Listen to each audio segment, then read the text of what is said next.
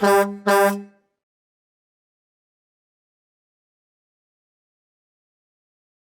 everybody. Welcome to a brand new episode of the Shufflebus live stream. And we are getting ready for top 8 tournament action from Season 3. Kicking off the night, we've got Carl and Waves playing. And then we'll follow that right up with Brian B. and Matt Bowers. So 2 great matches happening tonight. Really excited to watch both of these matches. As always, I have my good friend and esteemed co-host, Mr. Neil, with Steamed, us. huh? Yeah. I don't know. It's the best adverb I could come up with right now. Or adjective. Steamed vegetables. Steamed. But yeah. So we're getting ready to get this thing started up and excited to see Waves and Carl's decks in action against each other.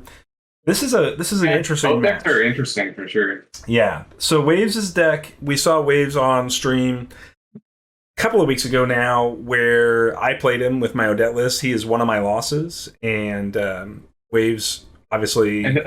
I think by chance we actually have seen both decks against you specifically. That is interesting. That is true. I beat Carl. Waves beat me. Now we'll see if Carl can beat Waves. That'll be the key determinator here. So the thing that broke the match between you and Carl was just the removal, right? Right. He essentially kept Nodies in play the entire game. Correct. And with the exception of one time that you missed a Gilder thing, his Guilt Link had no effect. Right. In this matchup, I think the Guilt Link is a little more effective. Most likely it's going to be killing turtle guards. Yep. So we'll see if he even decides to start the Guilt Link. I don't know. So I know Carl will most likely start Gilder and Snake. We know that is usually a pretty common thing. We would suspect to see Turtle and Stallions from the Echo deck. That's the backbone of the Echo deck.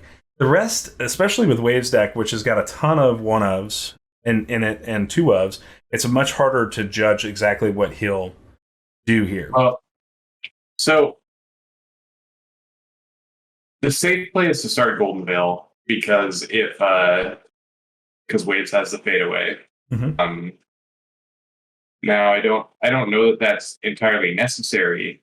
You just let your first snake get faded away because if he starts to fade away into a Golden Veil, then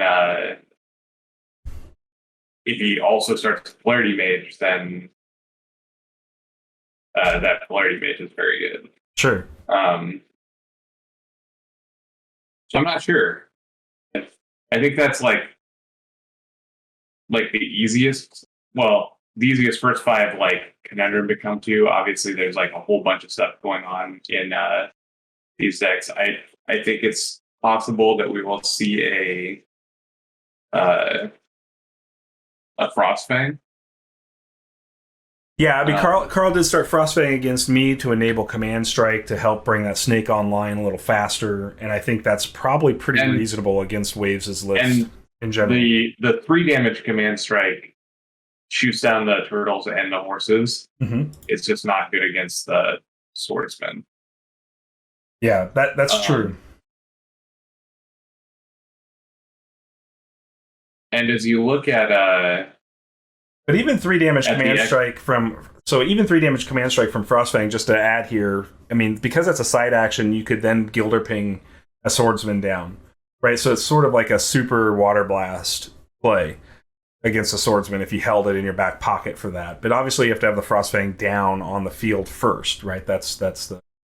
And ideally, you want to play the Frostfang and then use the Command Strike right away. And if you look at the list, the Echo list, obviously his guys can fight the Frostfang.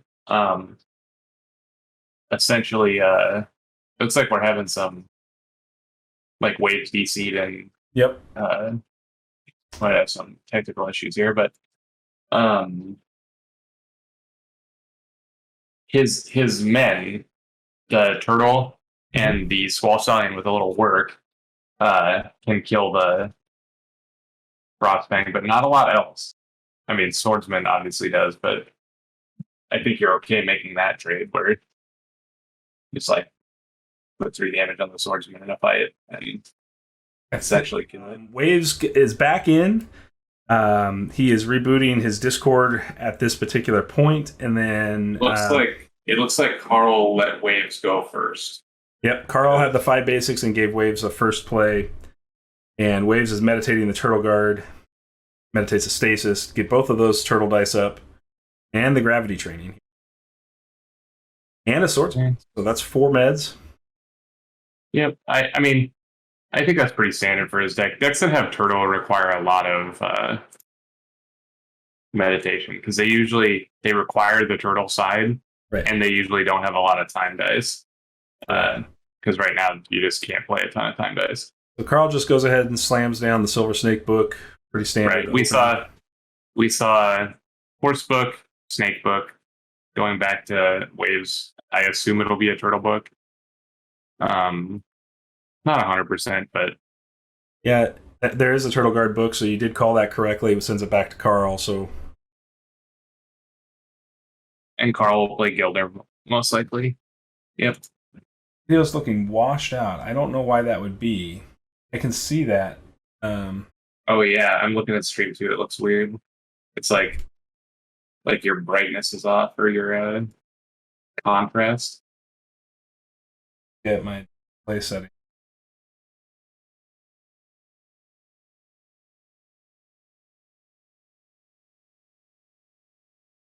And then Waves proceeds to make a horse. Yep. I'm sorry, Chad. I will try to get this corrected while Neil is commenting the rest of this. Yeah. Listen to Neil for a little bit. He makes and he puts one on the bottom to torrent it. There's a guilt link. Okay. Guilt link path, or I'll send turn back. Make a turtle. Is he going to torrent again? All right, I think I found it. I kind of doubt it. I don't know what turned on HDR, but that apparently OBS did not like capping HDR. Looks better now. Sorry about that, everybody. Both players have now meditated their one of gravity trading. Smendrick, thanks for saying something too, because it's easy to miss that when we're watching the game. And he makes a snake. Mm-hmm. Seems fine. Snake is not threatened by the board currently. No. And I would say most likely he did not start the Golden Veil since he didn't meditate to the snake on the charm dice. Yep. So Wave is going to play the gates thrown open here and make another Squall Stallion. That's kind of spicy. Yep. This was the play I was most worried about when I played him, was going gates into double turtle, double stallion. That's a lot of board presence in round 1. Does he have something cool to do with his last divine die? Yeah, I have to. I guess Angelic Rescue. Yeah, that's what he did against me. Is he used that Angelic Rescue, which is really spicy against Command Strike, right? So if Carl does play that Frost thing into Command Strike, Angelic Rescue just kind of blows Carl out there. Yeah. The Command Strike here doesn't look great. Even if he plays the Frostfang, then yeah, but we'll see what happens. That double stallion didn't torrent there, which is interesting. Right. I assume he will. It's almost crazy that he torrented like on the first horse. Right. With this plan, like George says Gates is the side. Good point, George. Thank you. You're right. Gates is a side, so couldn't torrent after playing the stallion. Right. I'm not sure about and Waves knows way more about horse than I do. Obviously, like I've been on record about not liking the horse very much. And there's the Frostfang, so I did call that one right. So we'll see if the Command Strike comes immediately, and then we'll see if the Angelic Rescue gets him. I would assume that there's the Command Strike. But if your plan is to make 2 horses this turn, do you really want to torrent on the first horse or save that card to get double value on like the turn after the gates. There's the Angelic Rescue, saves that horse. Yep. Pretty solid here because now Waves does have the opportunity to torrent that Squall Stallion. He would lose the Stallion, but he could kill the Frostfang. Well, he's not gonna be able to kill Frostfang this turn because of Maeoni Guard. Well, he's got double torrent on board now. So there's that's the Gilder. true, I guess. The Gilder will seal it. Yeah. But you can exhaust the Gilder with Echo ability as well to still get that Frostfang. Right, maybe he can get it through. I have no idea what this deck does. It's Echo is really tricky to play around because there's so many different lines of play, and it's just like the horse that mostly because it's going to be weird because he's going to have to torrent now, and he can't attack. Yeah, I don't think he can do it because you can't torrent and Echo in the same turn with no accelerate. So if he attacks here, he'll block with Gilder, and then you won't be able to force no block with Echo ability. So he's going to go for it here. So if he guards with Maeoni, then he'll get him. Yeah. Turns on if the he had guarded with Gilder, I think he would have been better off. That does turn on the Guilt Link here, but I'm sure we'll just see Guilt Link sack a turtle. Yep, and the Guilt Link immediately went off. So he I guess he knows he's going to lose the Frostfang. But he is going to trade the Frostfang for that horse, I guess. Yeah, he will get second horse, and the first horse will have 1 damage on it. Actually, interesting. So Waves chooses the damage Stallion. I'm not sure I agree with that play, but I suppose that's semi. Yeah, okay. I don't know about that either. Like, I'm not sure I value the 2/3. Like, this horse was already bigger than the turtle anyway. This seems like a mistake here because you're not going to damage the. How did he? He attacked with Frostfang. Turtle Guard blocked it, destroyed the Frostfang. Yeah. Okay. I mean, now the turtle seems better. I guess I don't know. We should see a torrent out of this Stallion. But the interesting thing, so probably a Gravity Flux into 2 damage to Maeoni. Yep. And that's 1 damage into Maeoni because you can't torrent there because of the Gravity Flux play. But that snake can counter back for 3, I guess. And there's no reason not to. This one, George, had the 1 token on it. The other one that had 2, he sacked to the Guilt Link to save the Turtle Guard specifically after the Guilt Link. And so I think we'll see Echo block or Turtle Guard block. Yeah, Echo's just going to take the block. Echo. Yeah. You can't block with Turtle Guard because then, like, you need to keep some number of dudes in play against that Guilt Link. Mm-hmm. So we'll see if Waves discards his last card. Because there's still a possibility this is the first 5 card in his hand. Oh, but you can put it on top, so it doesn't matter if it's good or not. You can just draw it next turn. Can you put it on top? I thought it was bottom. Yeah, top or bottom. Oh, yeah. So then it doesn't matter. Yeah. Yeah, he sacked the unit with 2 wounds because ping was up. Yeah, that's exactly right. That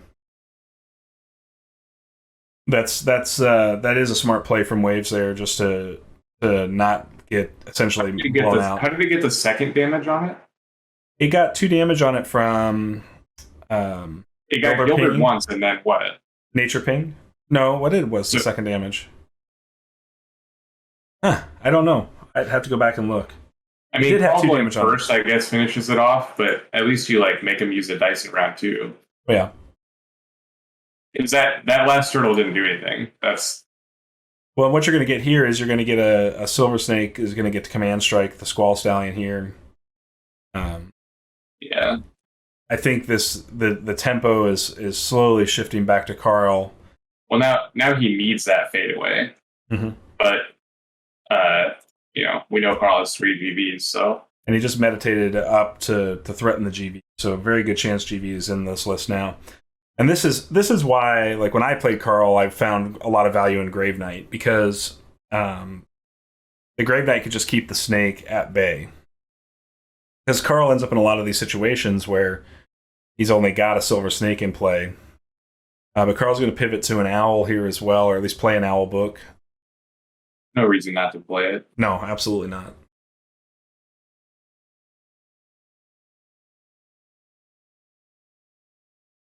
Waves has got to somehow get a focused turtle down and force GVs on focused turtle effect instead of on anything else. Chaos Gravity will also get it done, but you have to get those golden veils out of hand. Yeah, making a horse here is good. Mm-hmm. I'm assuming we'll see the torrent happen here. Yep. Yeah, I think that horse only had 1 damage on it at the time that it was sacrificed. I'm not sure. We can go back and look later in the VOD, but... So here's a Gilder ping. Probably see Nature ping following that to kill the Stallion with three statuses on it. Makes that snake just a bit bigger. Yeah, this snake's going to run wild this game.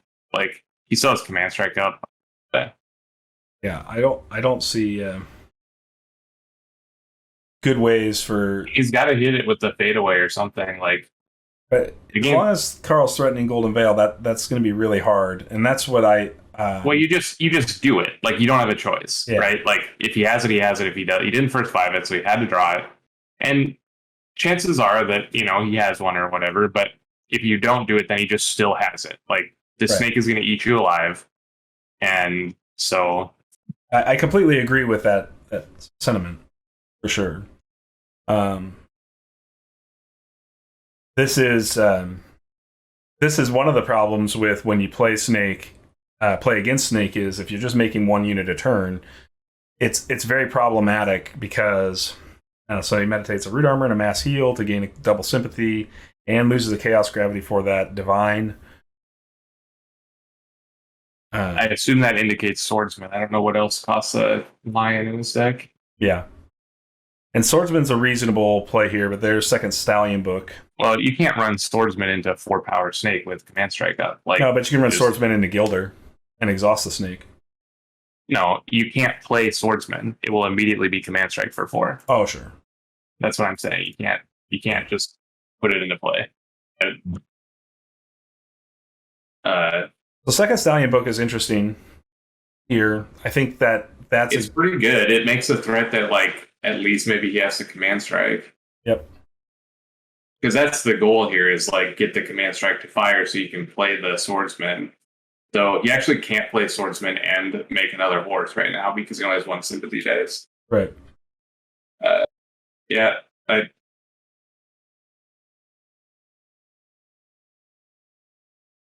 But Command Strike anyway was interesting. Command Strike make an owl, yeah. All right. Yeah, it just makes the snake bigger, right? Like, it's like a fine enough play. Having seen him meditate to Lion, I might have tried to save it. I don't think that 2-power horse was really, like, doing anything on this board yet. Yeah. I don't know that you need to commit the Command Strike that early, but I'm not sure it's going to matter. Is the only thing. Like, yeah, the turtle does buy some time with Hypnotize in the discard for Carl. He has no way to bypass turtles as long as Waves can continue to cast enough units to overcome the Command Strike. Then the snake's power is basically meaningless at that point. It's not meaningless because it still shoots you for 5 or whatever, and it threatens to kill you. Mm-hmm. And he's up 4 cards in deck, so he's losing badly, I think. Right.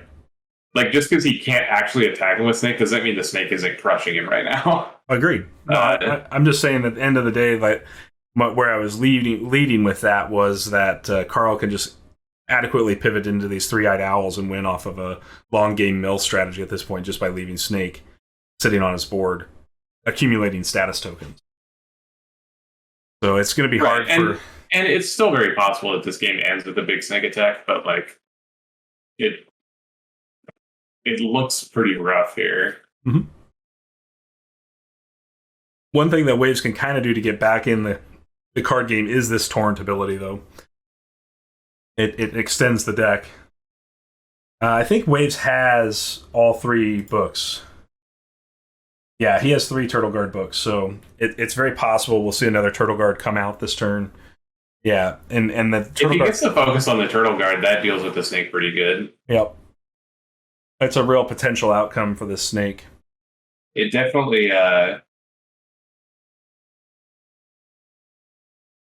puts pressure on the Golden Veil anyway, you know? Like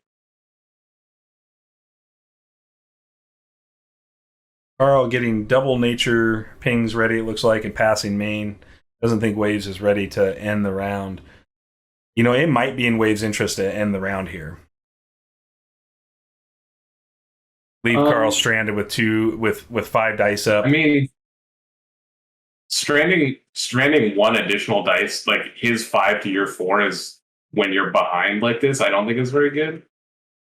Yeah, I don't know how he's going to get. Potentially, like, it would gain him a couple cards in the decking race, but I think that game is lost because of Owl specifically. Sure. So I don't think he can pass here, because the only time passing early is good is when you're ahead, and he's not. Mm-hmm. So, I mean, if he thinks that Carl is not done, then he can pass and just like essentially take a turn off. But drops the Dark Presence.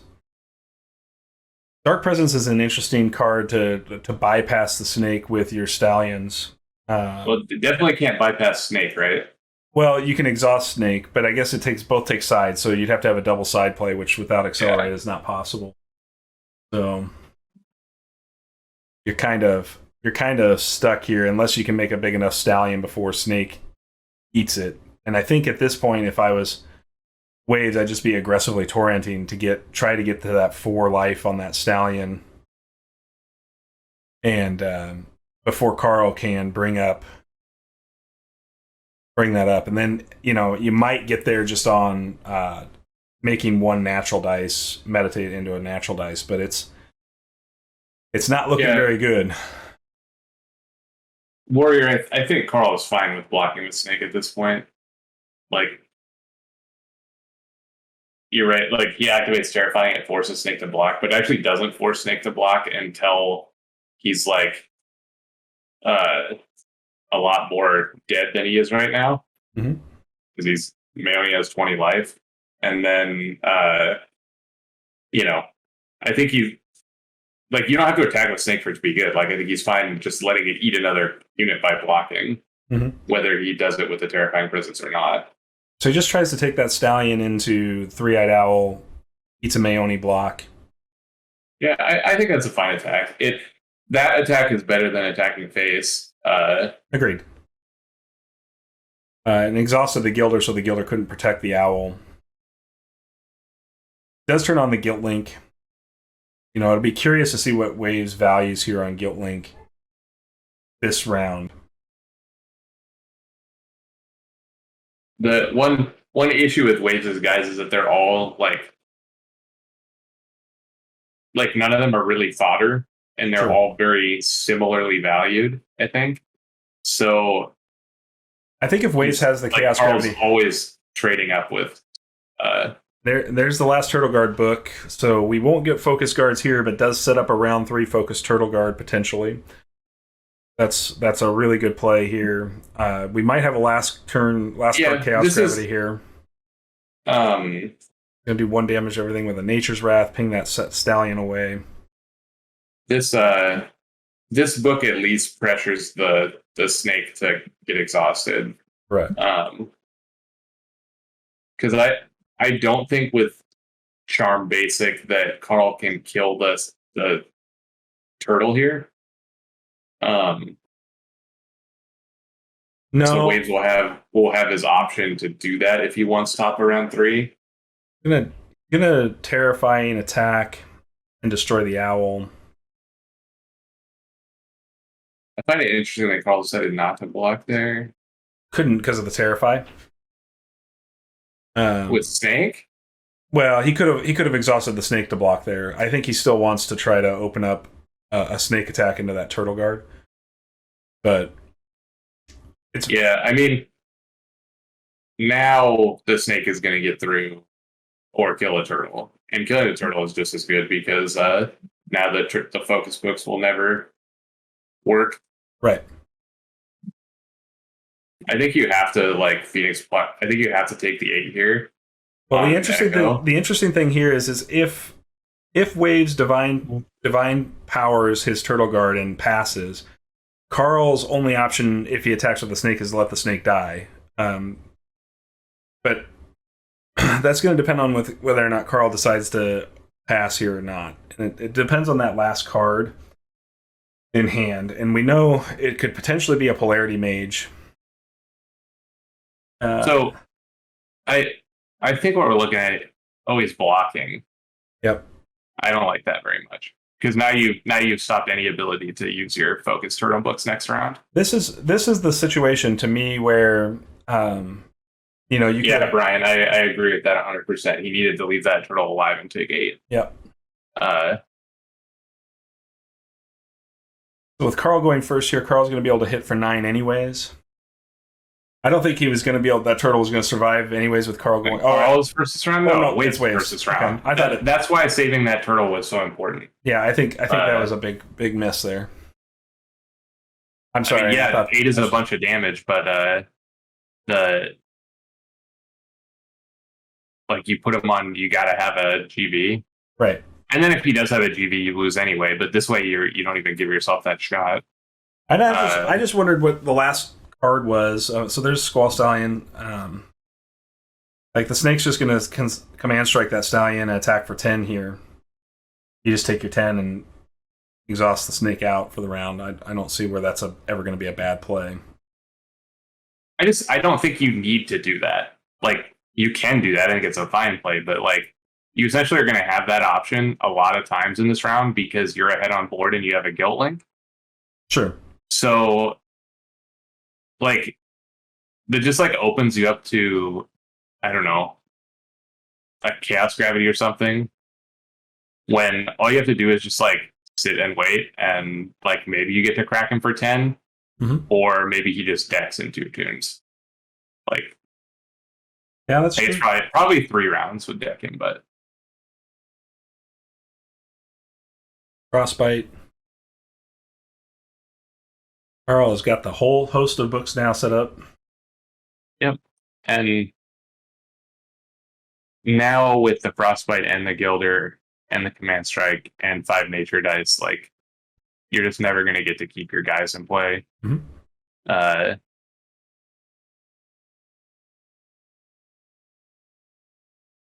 And Carl could very well have a Guild Veil, but imagine if his first action was Fire Up Turtle. I guess going into round 3, you're not guaranteed to be able to turtle the snake because if you don't roll a turtle side, you can't do it. Right. But obviously he did, so he would have had the option. He meditated both of those turtle dice up. Oh, he did? Yeah. Okay. Yep. So he would have missed anyway.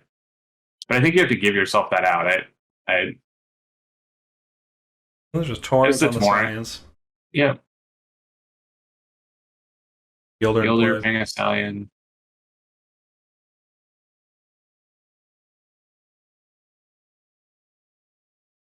Carl's probably holding that command strike for that turtle guard. It presents the biggest threat to him closing the game with Snake. Yeah, I mean, you just give yourself the option to play the turn better by like seeing what your opponent's going to do. When you have essentially it's like 2 basics kill anything now. Right. You just give yourself the chance to outplay your opponent, right? Like getting in 10 damage doesn't end the game; it just does 10 damage. So, waiting, he gets to see if he's going to play I guess he can't play Swordsman, so the horse is probably the biggest thing he can put into play this turn. Yeah, it looks like. Is the fadeaway in here? No. tell you what's interesting is watching Waves play double Stallion, and I know this double Stallion has value. It sometimes makes me consider whether or not it's a good plan to play second Frostback Bear. Because if your board gets wiped out, summoning 2 bears is still a very powerful round. And it's interesting to me to watch Stallion, because these Stallions are essentially Frostback Bears, right? They're 2/3s. And I think that in general, 1 is enough, because like the only time I would consider that is in a deck with a small spell board. Yeah. Right? Like when you look at like the 4-book Aradel deck or whatever, it only plays 1 bear book because it can make other 2/2s, and you get more value out of a second 2/2 than a second 2/3, because you leave a 2/3 in your conjuration pile to be able to summon. You can't lock yourself out of it. Right. Whereas if you're playing just like 2 bear books or whatever, you're going to get to max bears fast, and then your bears will be off. In this matchup specifically, where Carl's deck is, just a bunch of removal spells now, the number of conjurations for the horses doesn't matter because they're all going to die. Right. But I think there's definitely a place where you're just going to play both horses and never have a horse to play again. Same thing with bear. Mm-hmm. So Maeoni Command Striker, just in this Turtle Guard, seems very likely. He might stick second guard, but you're gonna have to eat a big attack from Snake in order to set up next round. I mean, alternatively, he can just attack with Snake. Mm-hmm. Okay, so he ate it with the Command Strike, right? Yeah, I assume that was going to be you might as well open up that avenue, because once the Snake is exhausted, you can't Command Strike. So what else are you going to use for Command Strike on your board? I think that's good. I mean, the Turtle at least puts a little bit of pressure that you have to do something. Mm-hmm.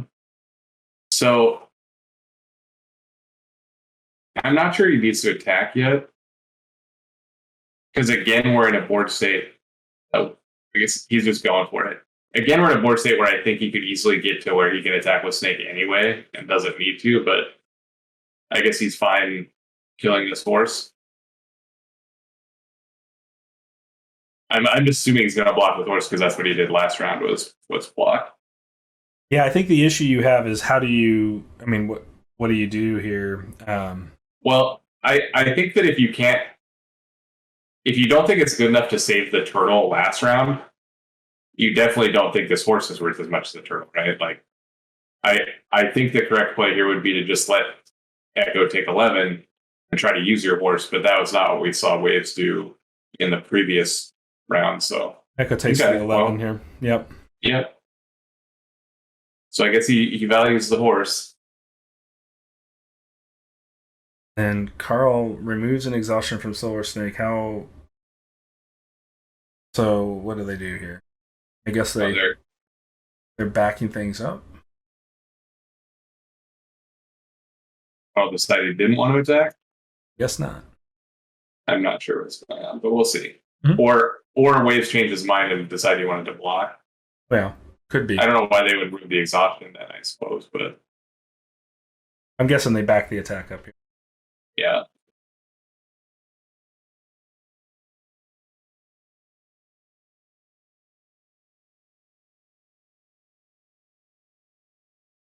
Oh, there's a crescendo involved? Interesting. The crescendo will open up the battlefield. What happened? I don't know.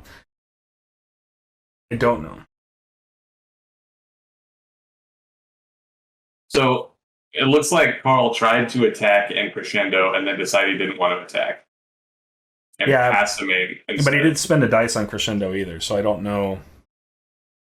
Because he didn't have the sympathy. That was strange. It's a very strange thing. I think Carl realized that he wanted to crescendo this turtle. Right. Rather than the horse. Yeah. So he just passed. And now we're going back to But did he have a die for it? Because he's turning manual mode on now. So that's the part I don't know for sure, Brian, is if there was a crescendo die there. There was a crescendo in the discard pile. So yeah, he did have a sympathy class die, apparently. Yeah. That's the So part I didn't know. I think what happened was Carl attacked and crescendoed, and then just said like, "Hey, wait, sorry, I don't want to do this," Right. because he saw that the turtle book was untapped. Because again, leaving the turtle until next round gives the possibility of an exhaustion, though very unlikely with Carl as the first player. Yeah. He's just going to bring up. I'm sure he's got double veil at this point. Well, I mean, okay, so he's still not attacking. He's making owl. That's fine. But I think if Waves is going to do anything, knowing that the Stallion's probably going to die, you torrent here. You can't torrent, I guess. You Dark Presence, you get your 2 damage off, and then let Carl attack and crescendo the Turtle Guard, because you might keep your Stallion alive at that point. Because he's not really... I mean, if you're going to do that, why don't you just like not attack the Stallion? 2 damage is not worth the potential blocker later in the round. Because if Carl does do his play, like... I don't know. I don't see a way that with the crescendo in hand, these units survive because Guilt Link is in play.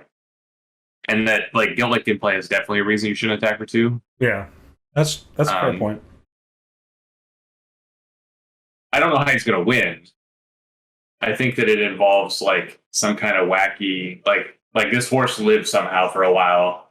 He has second horse, and they get up to be, reasonable size, and then he does some kind of accelerate torrent attack. I think the only way Waves has with an out crescendo. Yeah, I think the only way Waves has crescendo. No, I think the only way Waves has an out here is if he can force the fadeaway in through like a fadeaway P Mage, or somehow get the Stallion big enough, block the and somehow get to the snake between Maeoni block and Gilder. And that seems really difficult in this current state of the game. Looking at other cards in hand for him, I guess there's because of Chaos Gravity, there's like always good attacks to be made. Reflections in the Water is kind of interesting. That would turn off the snake for. I mean, that's only good to do before Command Strike. Sure. Like if you turn the snake off now, it does nothing. It's just like he has an 0-4, great, but like it's essentially just like it's like exhausting it, but it still gets the block. What's interesting is Waves could have a Flash Strike. I don't know if he discarded the Flash Strike. Take a peek in the discard and see if it's there. No, Flash Strike is still in the deck or hand at this point. So they pass through the round.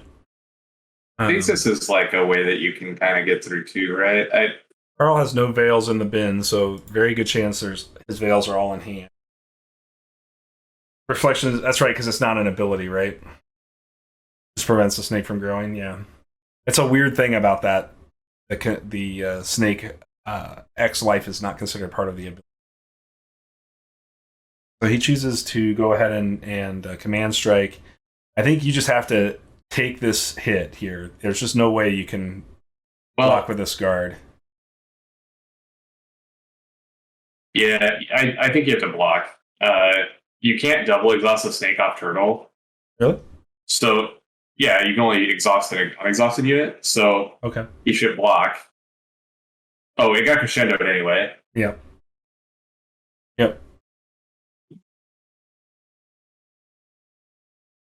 Yeah, in general, without the crescendo, I think you should block there because your turtle action is done as soon as that snake's exhausted. You can't exhaust it again, and obviously you can't block it later. That turtle's not going to attack.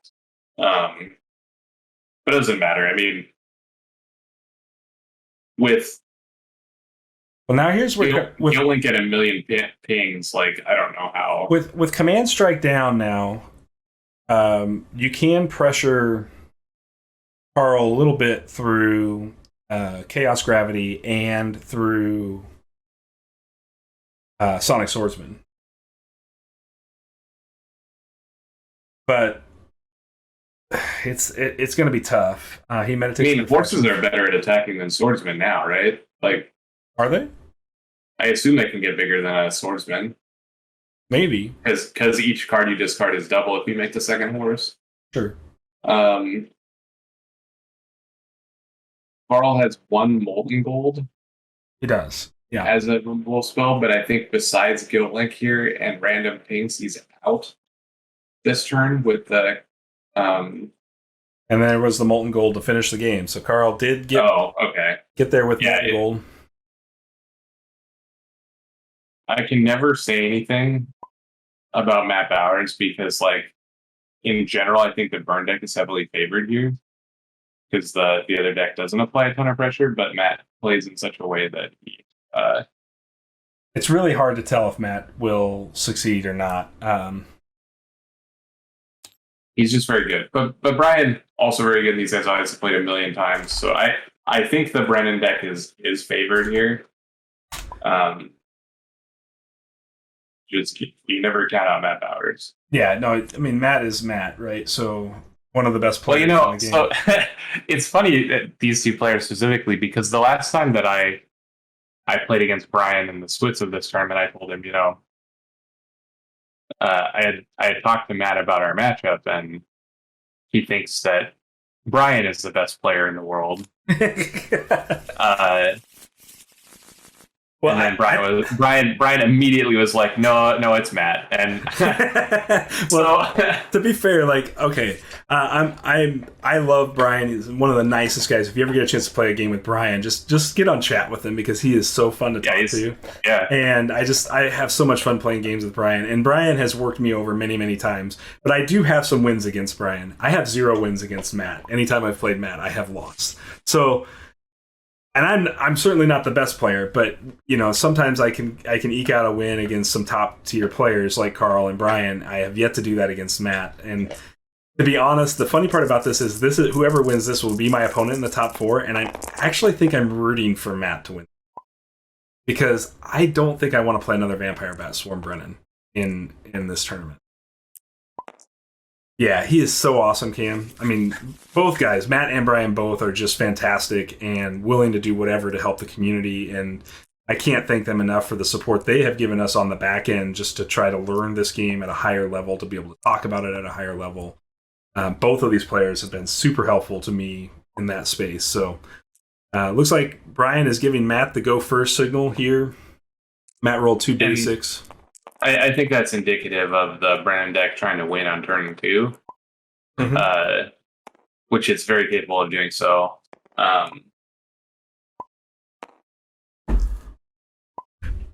Matt thought Brian was going to go first. Interesting. I can see that with Brennan because Brennan can just have this really fast open. 20 life is a lot of life for sure. And, we saw Stefanos' deck. You're right, Carl.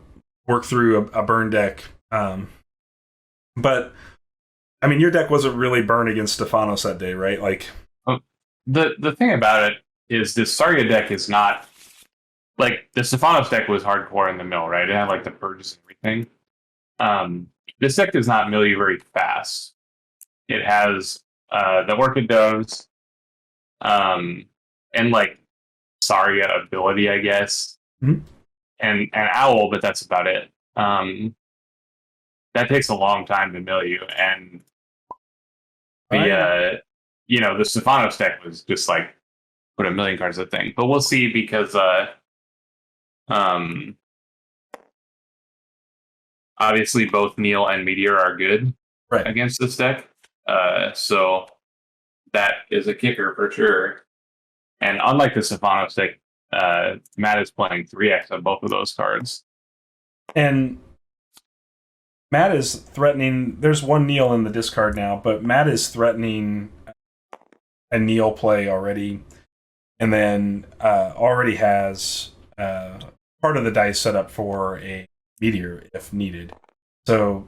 against this deck, Meteor for 1 is good enough, right? Or for 2, I mean, is good enough. This deck has got more big units in it. Brian has got 2 Master Vampires and 2 Hammer Knights that could potentially be in first 5. So it's possible that you still need the 3 because the 1X also doesn't punish the Vampire Bat Swarm if Brian plays Vampire Bat Swarm. Well, but that's why for 2 is what I mean. What he's currently showing, I think, is all you need to do because that's what kills both halves the Monk and both halves of that. Right. Um, So here's the Meditate Away, Make Essence Druid play. This is a page right out of the old Brian book, but this time using Three-Eyed Owl instead of Salamander Monk. Essence Druid, I think, is a card that is very good in this matchup. Yes. I would agree with that statement. Wouldn't be surprised if Brian just takes the Salamander Monk in for 1 here to try to force the exhaustion on the Essence Druid, because you can still Spirit Burn the Salamander Monk if he doesn't block it. I don't think he's going to block Monk. I don't think he's going to counter Monk, I guess. Right, but if that's true, then Monk will turn into a 3 damage swing with the Spirit Burn. He's just going to play a Raptor Herder here. I guess this is probably better just to go wide around the Essence Druid.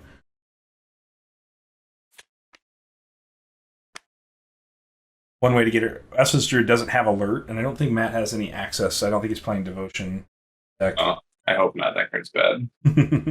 But this is how you beat the Essence Druid, right? Is you go bigger than, wider than it. Mm-hmm. Because if any units he sends at Essence Druid specifically, he's just not going to counter. Right. So he plays the Owl Book again. I think Brian. And Owl, I think, is good in this matchup. Mm-hmm. The Brennan deck, because it's so low to the ground, like all its cards are cheap, it really makes effective use of all the card in his hand. He is going to exhaust that Essence Druid to block the Hatchling. Which I think is fine. He just wants to block 2 damage with it, right? There are so many guys with 2 damage in the Brian list. Right. Let's see if he goes ahead and Spirit Burns right away here on this Salamander Monk for another 2 damage. Get the Spirit up. He's going to go ahead and pass here. I think he's going to save it for a Widow's play. He wants to Spirit Burn, make some Widows, and then attack. Red Owl gets the Hammer Knight out of hand. Because this is a potential, if he Spirit Burns here, he's going to do 7 if he has the Widows. And it's wide open for him. Matt's even asking if he's got Widows here.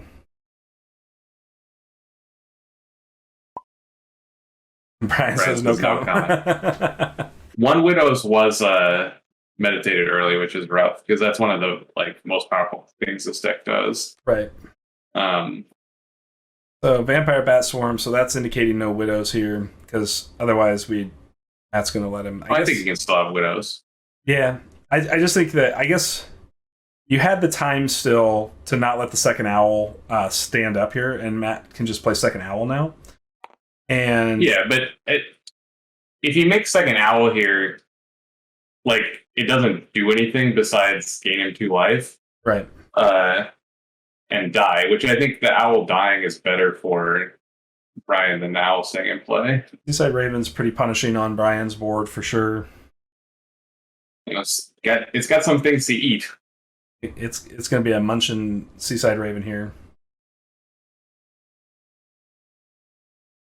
Yeah, I just don't know if that's going to be good enough to get him there, Cam. But, I think you're going to have to get use out of these guys here at some point. But I'm guessing that Brian does not have the Widows here. I would have thought that, that would be a thing. But I think it's possible Matt still got Sonic and just set up the Seaside. That's Brian's asking where the Sonic is. These guys are just gaming each other at this point. But it's possible that Matt just plays Sonic into this board and doesn't cast a Raven. It's also possible to cast Raven and get value even if you have Sonic in hand and save Sonic for now. So here's the Master Vampire. This last part of Master Vampire, that's interesting. So he started a double knight.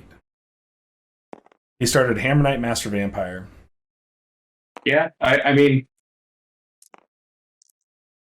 Master Vampire will potentially eat this Essence Druid up. Potentially.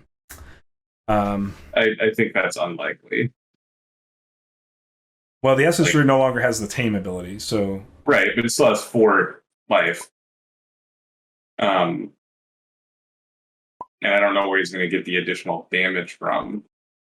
Well, he's got a couple bats to make, so... And Matt is still threatening 3 damage meteor here. So right, and I think that's the major motivation for starting Night is he just started 2 units that survive meteor. Well, I'm definitely not underestimating the 3 swing and pray ability cam at all. It's a huge buff for Matt here. But I don't think you want a meteor if you're going to play Raven. Right? If your plan is to play Raven, then you're definitely not going to meteor. So that's just going to turn on the vampire. Yeah, now he has the damage. And he probably still had the... So there's the meteor. Yep. That kills the monk and the monk spirit. Which, this is why, to me, it was still better to use that salamander monk early. Versus not. Because one of the things that you would have gotten out of it is you would have gotten 2 damage against Matt here. You just left 2 damage on the table. Where the 1/1 spirit versus the 1/1 monk, it's fundamentally the same. So to me, like, if you suspected meteor at all with Matt showing meteor, it just seems like the right play to burn. But I'm guessing that Brian is wanting to hold those dice for vampire bat swarm and get value out of the bat swarm. But that's going to be tough. I mean, that Raven's going to get to eat pretty good here in general. Yeah, he can make a bunch of bats, or he can like meditate, get back a raptor herder. I guess he still has to make a bat in there because he needs a main action. Right. He's got the bat, yeah, to make. You're right. So, and the bat gets chewed up by the Raven, so you can't do much about that, right? Like, I'm sure we'll see a meditate, because most likely the best thing Brian could do is possibly get back Hammer Knight. So, like, if you go double meditate, you could recur a Hammer Knight for 1 damage, and the Hammer Knight fights the Raven pretty favorably, and also kills the Grave Knight. So you might see a double meditate here from Brian to open up that EV in hand to finish.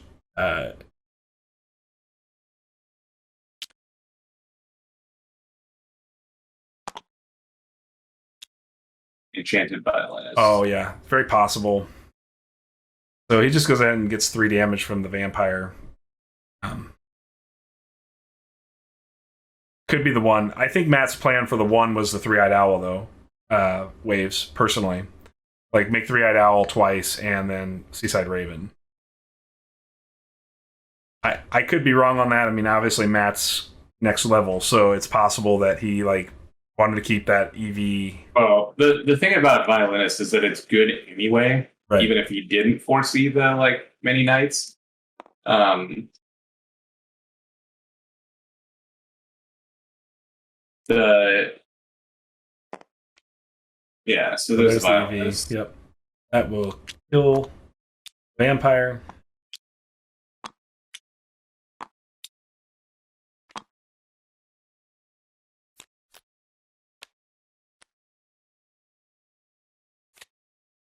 So again, we're kind of seeing this weird thing where, like, Matt's quote-unquote mill deck has essentially done, like, just, like, regular mid-rangey control type stuff. And,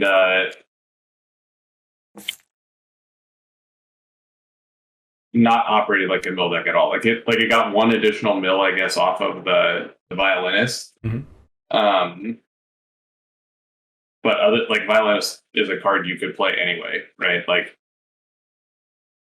so much like the other time we watched him play, he's just on this, like, plan of effectively trading with my opponent's stuff for round 1 and then seeing where it goes. Yeah. For sure. It's that trying to draw that round 1, right? We talked about that. So he's going to make a bat. This is going to bring the Raven. The Raven is going to ping the Druid away. Right. I think that was a matter of time before he decided that was the side action. Matt will probably commit all 3 dice to pray this vampire bat swarm. Yep. Because with just a single swarm, now if he decides to do 2 damage to Saria, he'll take 3 in return. If he attacks the Raven, he can block with Saria, and then he can get the bat back and kill it for good. Oh no, he is Brennan block still. So they're just gonna swing past each other. Right. 7 damage out of round 1 for Brennan. Matt will probably get 3 damage here. So it'll be a pretty tight game here.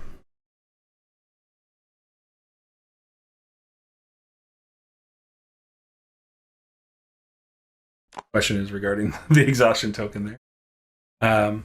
He's just like thinking about the rest of his turn. Yeah, whether or not he wants to use that side action to pull a unit back, I guess. Or I guess you could Spear Burn.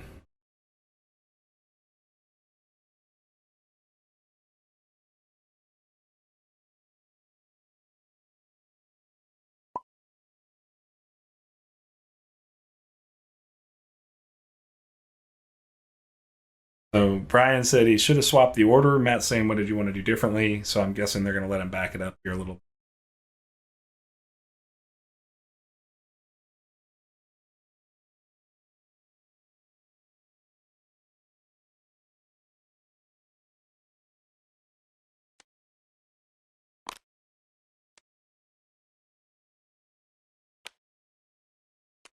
And then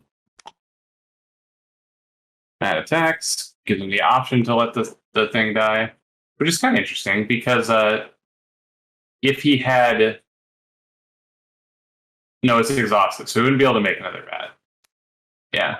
Okay, so the Brennan block's easy. 14. Yep.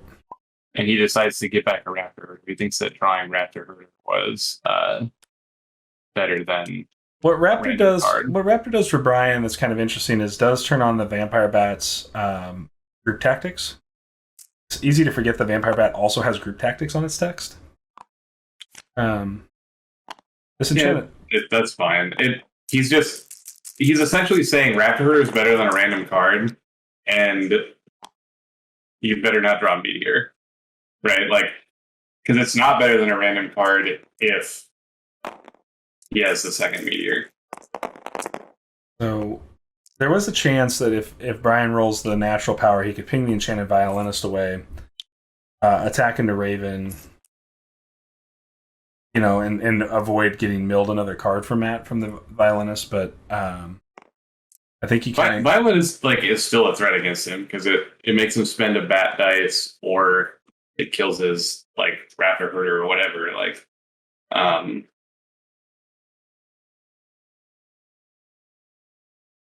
I'm just not sure you can drop Raptor into...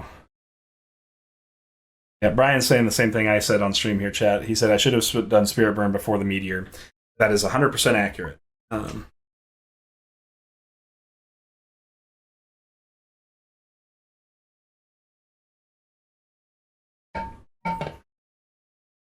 mean, you have to Matt's position here, right?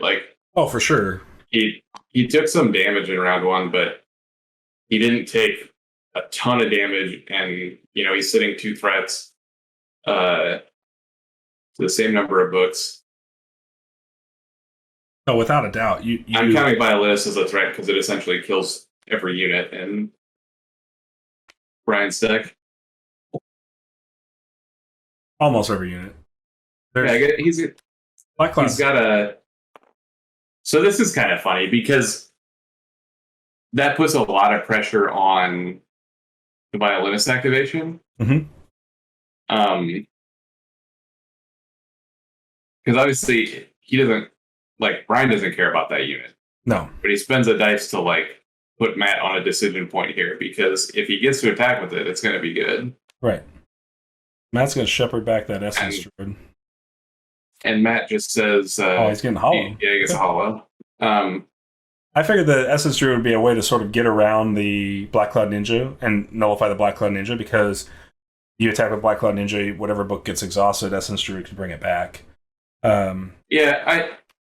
Matt just doesn't care about resummoning either of his guys, I guess.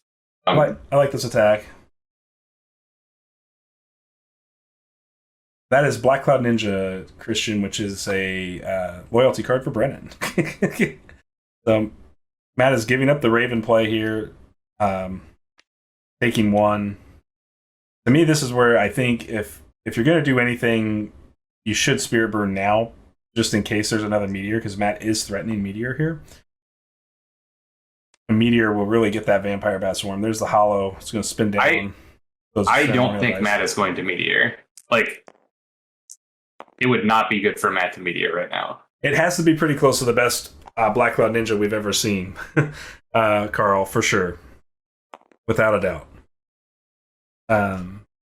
Forces the Phoenixborn block. And gets a card off the top here with the Enchanted Violinist, because the Vampire Bat does die to the Enchanted Violinist. Yeah, I mean, the Black Cloud Ninja was very good. It was an extremely efficient use of dice. And Matt just, he just decided he probably wasn't going to make another Raven this turn. Yeah. I mean, there are many, many game states where Black Cloud Ninja does next to nothing. But in right, this particular... it's good to have the one, because there's times when, like, the Black Cloud Ninja turn one really puts your opponent on some weird stuff. But right there, it was very good. Mm-hmm.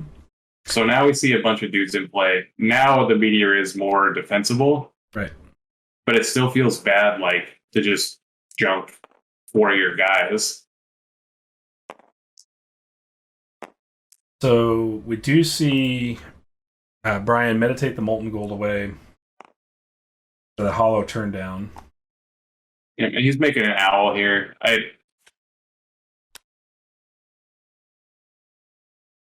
Not using EV in hand, Telegraph Sonic in hand. That's an interesting read, Carl. That's very possible.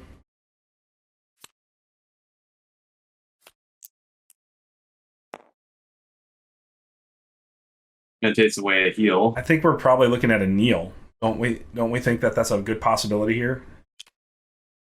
Yeah, Neil would be good. I think at this point, if Neil has the advantage of, like, he can really wait it out.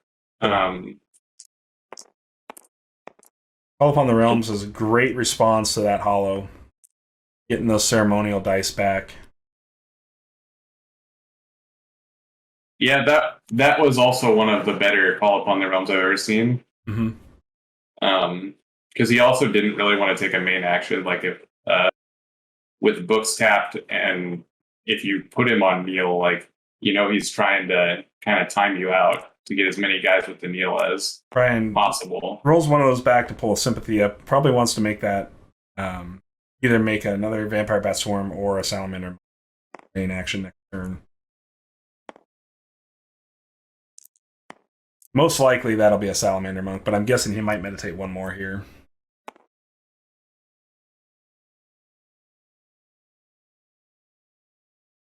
Burn dice for the bat. Yeah, I agree. Damn, that seems likely. But I think if you expect Matt to be on, that's a Heart's Pull. Going to draw a card, discard a card from Brian's Sorry, ability.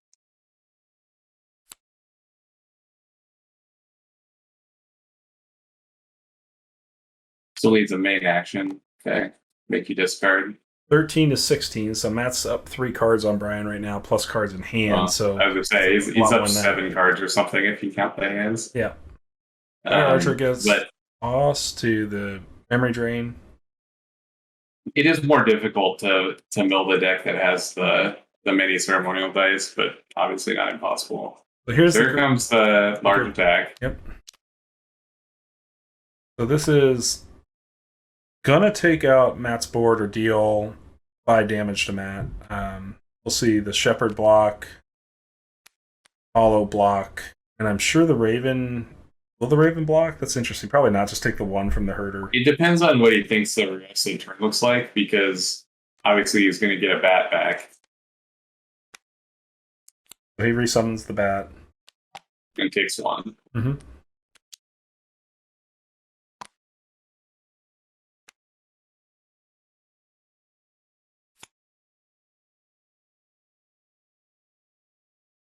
Yep, that's 100% true. I mean, Vampire Bat is a beast of a unit, so he keeps the sympathy die. I think that makes sense because he's got a need for that Salamander Monk to get played. That's asking about how the bat works, but yes, Yeah, he's untapped. That's what makes the bat so powerful.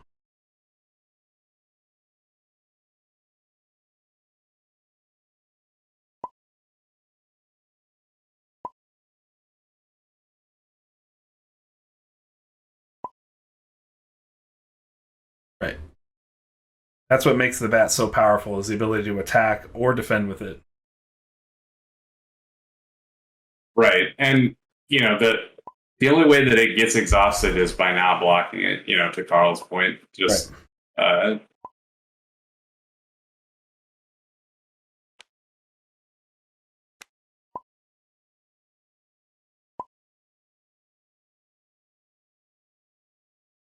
Yep.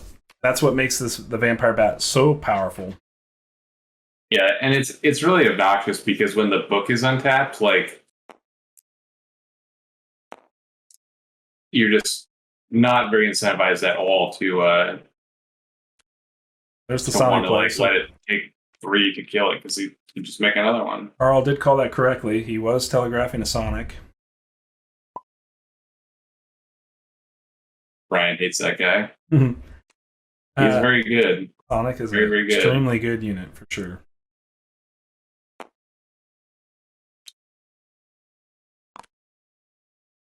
Gonna make a Salamander Monk here. See if with Alert Swordsman now, the Salamander Monk is looking less good for anything other than just 1 dice, 2 dice to deal 2 damage. Yeah, I mean, his board gets to where he can do another group tactics attack. That Older Knight only blocks 1 dude, so obviously Brian's been swinging with 3 every time. Right. And he has another bat to make. Brian has got the Turtle Guard for his time die, and I think that's it. Nothing else on the list requires that.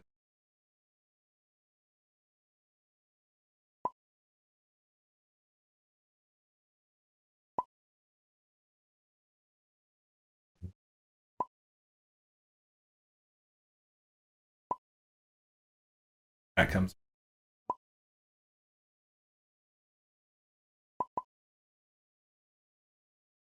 No, can't count because of the. That doesn't make any sense. Can it counter? I think so. No, that doesn't make any sense. I don't know for sure, but I can't imagine that like the new one you make is in the attack ready to counter. Does anybody know? Chat? That's an interesting interaction with Quick Strike.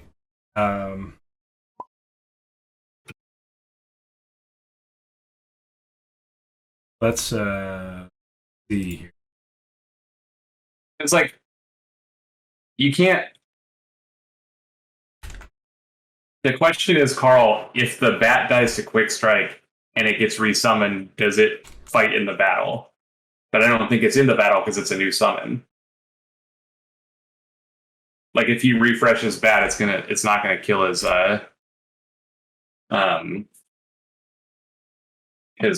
bird back, right?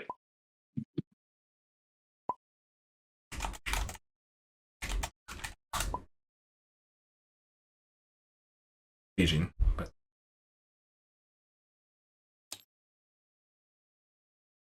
Because like let's say you block a Battle Seer and you make Widows. Can the Widows damage the Battle Seer? No, I don't think so. right. Right. Walloon. That is what I think as well. It doesn't make sense any other way. Waiting for a response. Skak is away.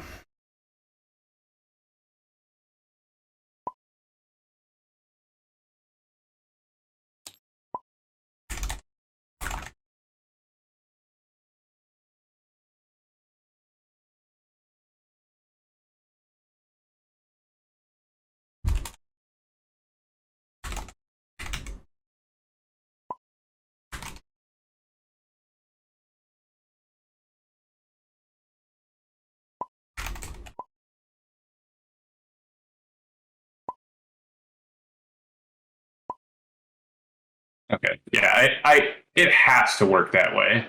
That would be nutso otherwise.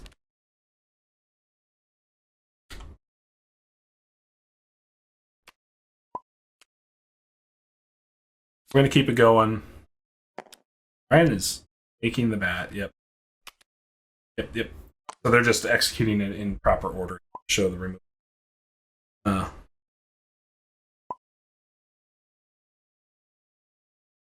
Matt has declared bats annoying.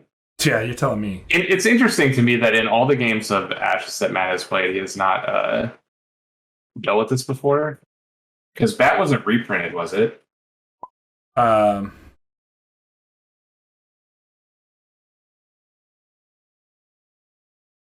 yeah, I was gonna say Bats did get reprinted. Pretty sure it was reprinted. What did it do before? I'm gonna look it up. Because this is a win and not an after, I think that's the real question here. Because Widows is. I just think if you make a new unit, it's never in the battle of a different unit. I would agree with that statement 100%. Like it doesn't matter how or when it's made. Like it just doesn't make sense that you just like stick a unit into a battle for some reason. I agree, but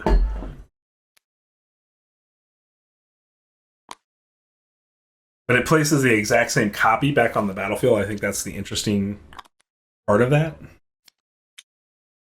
So we'll see if Brian group tactics here, or not group tactics, but Spirit Burns, and he does. Getting that value, going to get a redirect off to save it with the owl.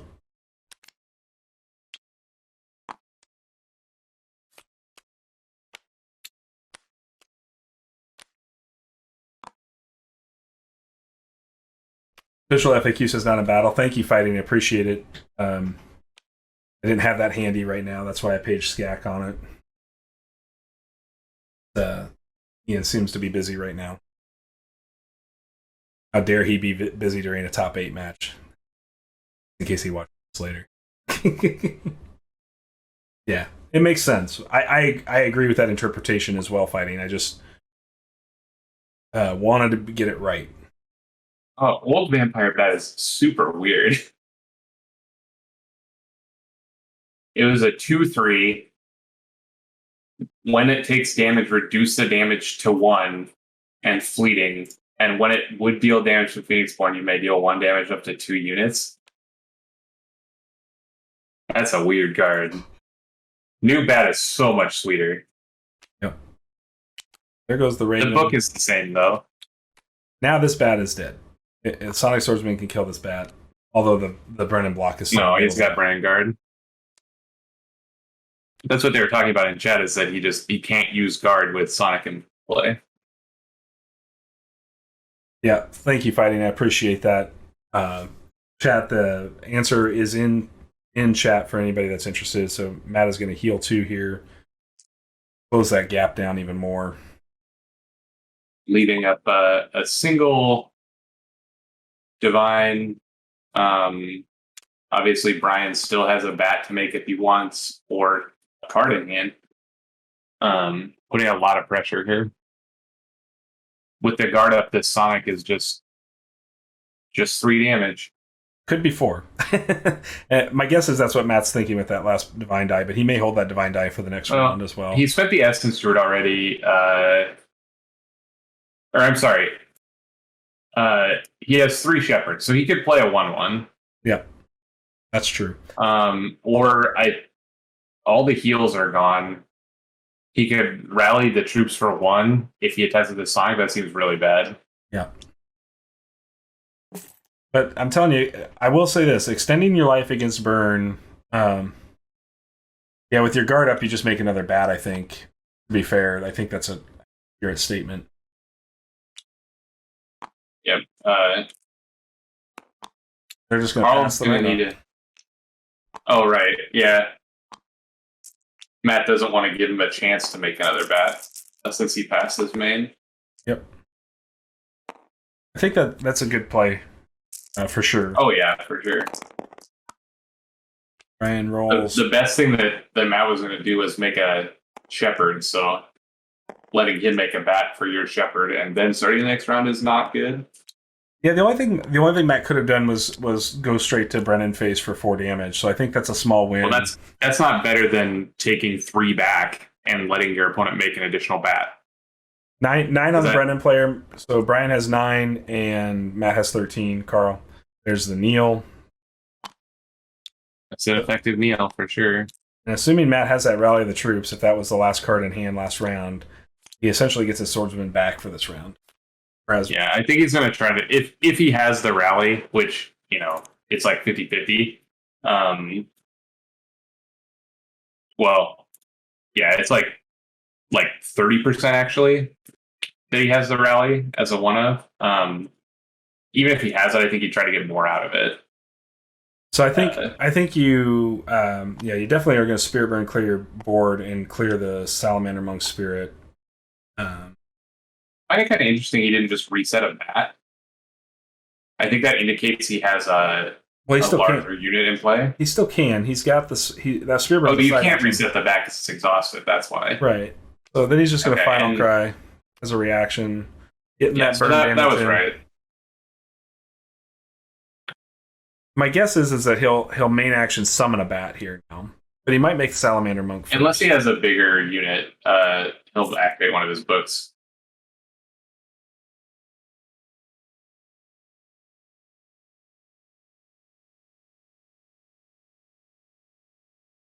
Honestly, at this stage, he probably gets more damage out of his little guys than he does out of a Hammer Knight or whatever. Mm-hmm.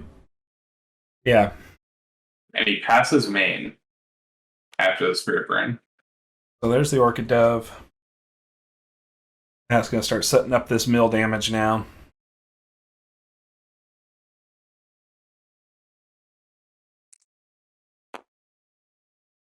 Comes the Salamander Monk.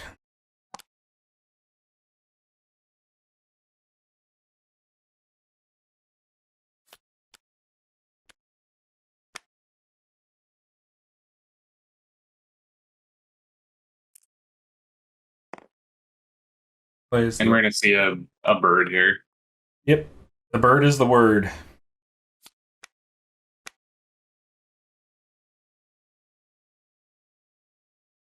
Could do this like Purge, but actually okay.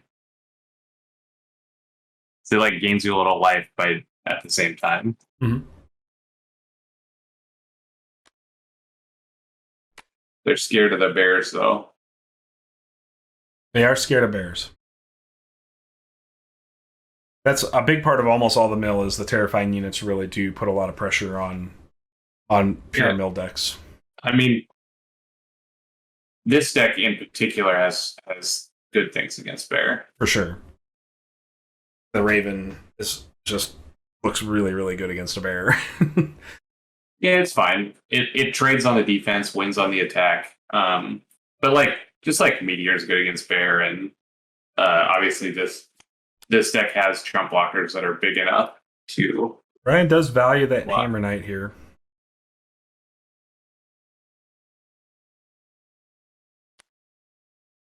It's interesting. Mm-hmm. I mean, the Dove specifically is good against Bat because it doesn't kill it back. Mm-hmm.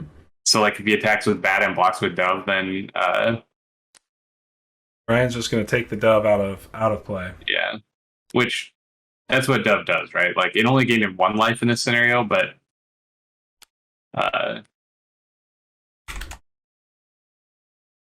it used up the first attack of that monk. And having already spent the Spirit Burn, he's going to have to do a little bit more work to get the second half. Here we have Meteor for 1. No, Meteor for 2. He did have a lion. There you go. So.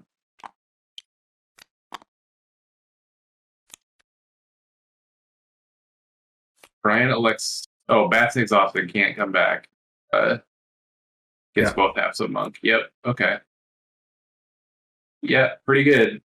And in general, like I was saying before, I think the Meteor for 2 is actually better than the Meteor for 3 in almost every situation against this deck. Okay, choke. Meditate. No, meditate. Yeah, I can't use choke because the Phoenixborn's exhausted, so it's a dead card. We found that out the last time. So here's the Hammer Knight. Yeah, this Hammer Knight looks a little better after the Meteor. Yeah, I mean, it kind of looks the same after the Meteor. I guess it's doesn't die to Raven. It can kill. I mean, you're probably Saria is going to take the tank hit anyways on it, right? You're probably going to go in the tank on Saria for that. It discards a Meteor to meditate and then okay, kneels. Another kneel. Yeah. Yeah. Second copy kneel. So that's all 3 copies of kneel. So he just played like, I don't even know. What's a thing that exhausts something for 2? Just exhausted 1 unit. Well, we know that this round he drew Meteor, Kneel. Yeah. No. Meteor, Kneel at the beginning. This was Kneel, Meteor hand. Yeah. So we don't know what that last card is, but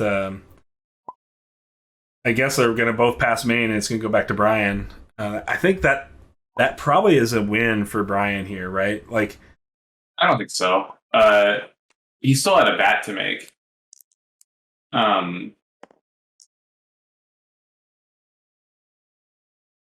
Well, he couldn't make the bat once he summoned the Hammer Knight. That's what I mean by like. Oh, right, because he spent the ceremonial dice. Yep. So I think you end up in a similar board position to Matt and all of his. Because Matt's last card in hand was Revival Pact, and he didn't have the dice to summon any of his guys. I think this is definitely good for Matt. Though it's pretty close. So Brian said, "Okay, this is supposed to be the round where I win." And Carl, you make a good point. He says, "It definitely take that as Brian. No more are up on life and even on board." I think what he means is you're now up on board, or even on board and up on life, and there are no more meteors. Yeah, no more AOE. Right. So no more meteors, no more kneels. They're all out. So yeah, that was an extremely awkward hand for Matt. Obviously, the meteor and the kneel he played both were powerful, and he did like fade the Hammer Knight attack, but now his pile is much less impressive without those big sweepers. Right. So I think that gives Brian a distinct advantage to put the game on a clock, but whether or not he's going to win this round or whether or not Matt can push the fatigue damage, because Brian's now at 5 cards, Matt's at 7, so we are getting to the bottom. Yeah, and I can't look in the discard file because we're gray, but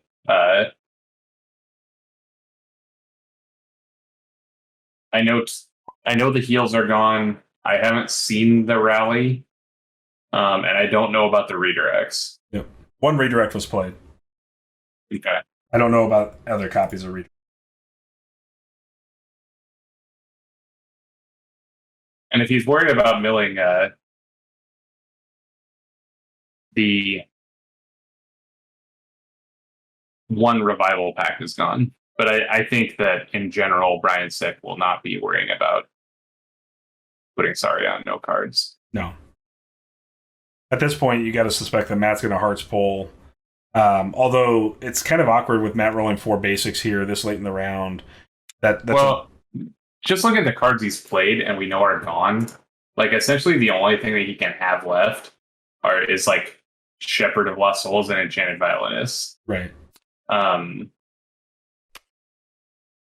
just going to see that standard Salamander ping for 1, try to do 3 sort of play. So Shepherd bringing back probably this is an interesting decision for Matt. He's going to bring back that Enchanted Violinist. I would windmill sign the Violinist here.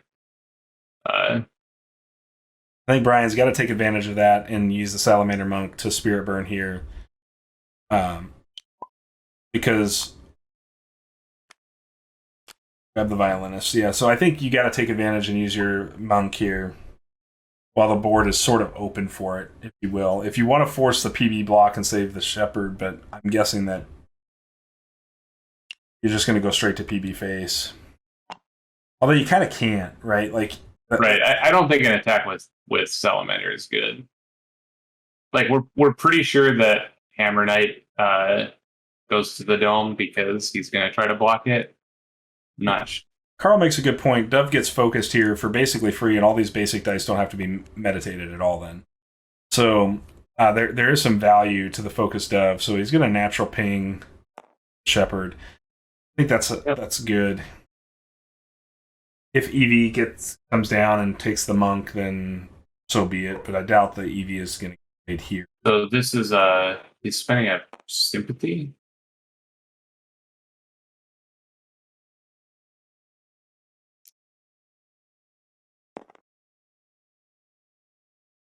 What in his deck costs sympathy dice?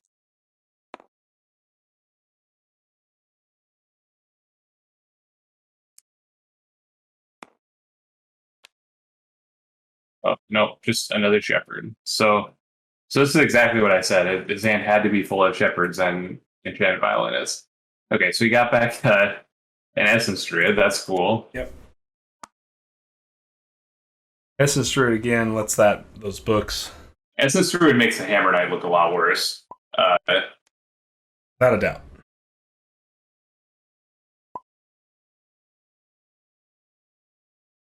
I mean, it still is going to do 3 to face, probably.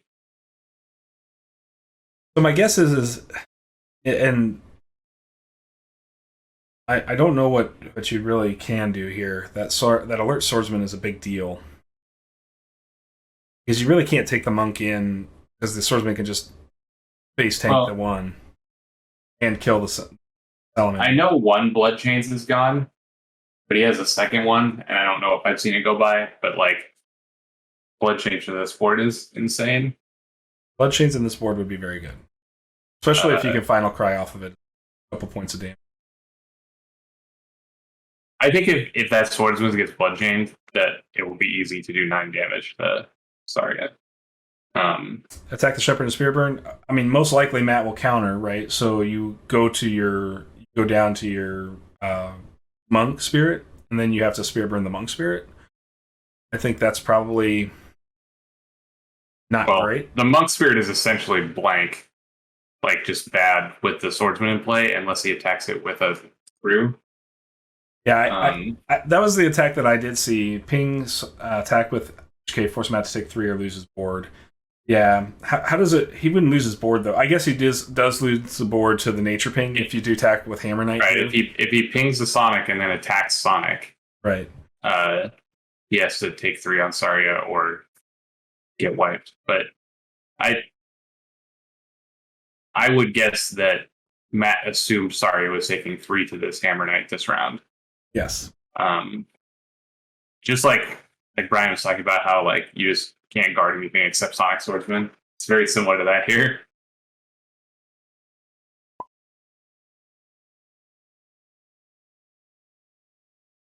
But Carl's right that it's a good point that like right now with Hammer Knight active, playing the EV is risky. But as long as that Saria block is available.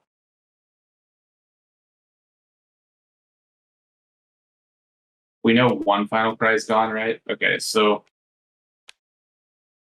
here we see a strange thing where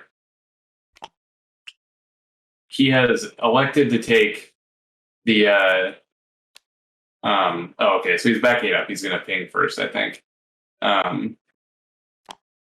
mean, oh wait, he says no attack. Just gonna nature ping. There, okay. This is what Carl said.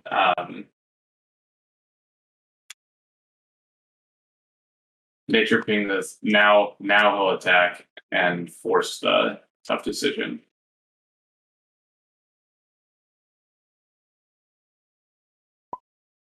Matt's going to let him do it. Good sportsmanship from both of these players.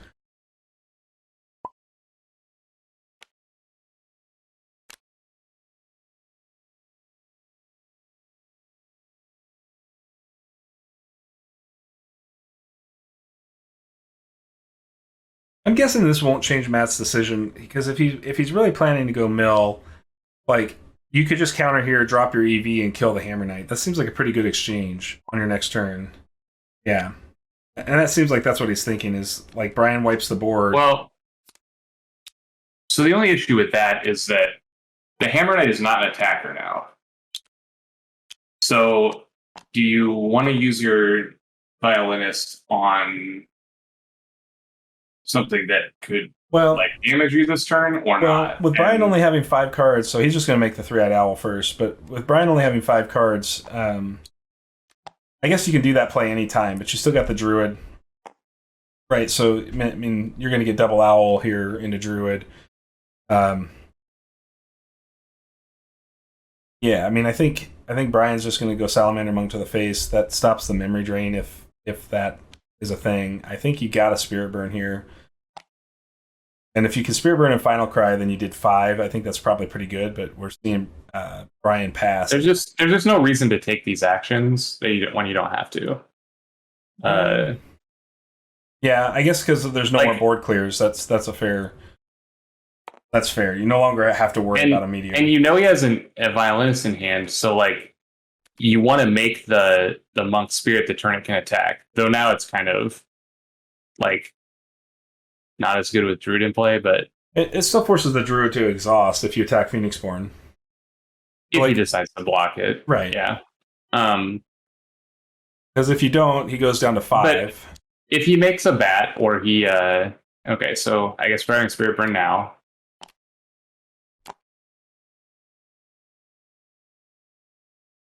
Makes a monk. Does he have a Widows? I don't know that Widows is great here, but it does go around. Nope, he's just going to go ahead and go straight. Attacks. He's going to exhaust the druid. So he thinks that the druid exhaustion is good, and I think that's probably true. Mm-hmm. With 6 dice left still. There's the Widows. He's going to play Widows on the And back. the Widows is way better off that than it would have been. Right. Okay, yeah. I think Matt was confused, but yeah, he's playing the Widows off of the monk spirit death, not the monk death. Yeah. No. Okay. These Widows put a ton of pressure on Matt. Yeah, I mean, the Widows being in hand is a reason to not block. And take 1.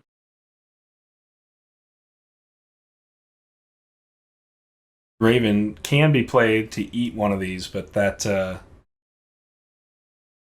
seems pretty rough. Especially considering Brian's potentially showing Final Cry here.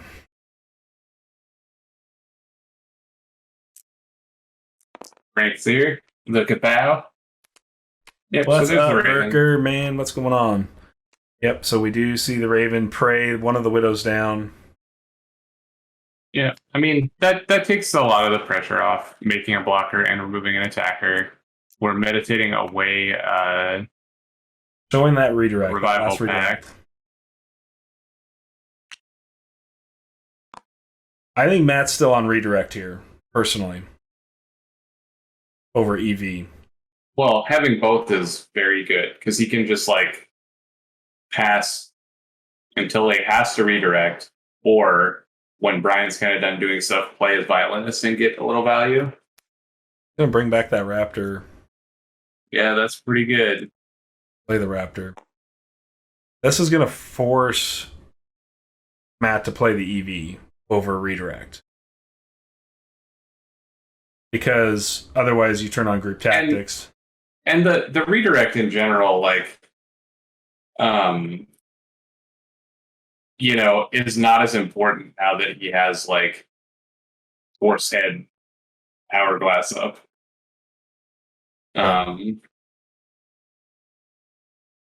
It's interesting. So you know that you have blockers here. So if you play violinist, you shoot the Widow, or the Hammer Knight, I guess.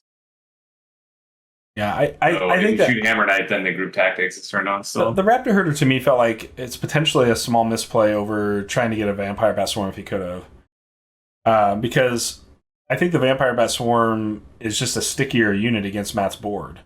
Now, obviously, the Brennan blocks the Seaside Raven, so this is going to be the EV, and EV doesn't look as good against the Vampire Bat Swarm. Right, because you can spend your last sympathy dice to just recur it.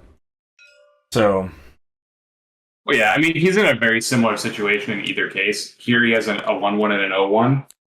that's a good point, Warrior. If there is a second Raptor in Brian's hand, then I stand completely on a different path here. Does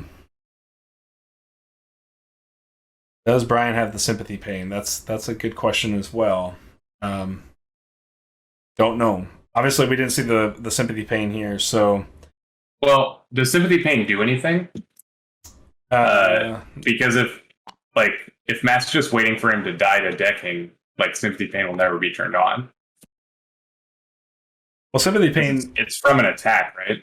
Any damage, I think. But is it damage from your opponent's card, ability, or attack, or is it? Because I don't know if that doesn't count fatigue, does it? No, it wouldn't count fatigue. I know that for sure. So if Matt just never attacks again, then sympathy pain won't. Because he doesn't have any direct damage, right? The dove is technically if he focuses the dove.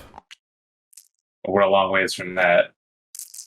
But yeah, I mean that's a thing to consider. When as a result of attack, spell ability, or dice power. Yeah, so if he just decks him, the sympathy pain won't. Yeah, you're right, Carl. The spirit burn will probably race that faster. Yeah.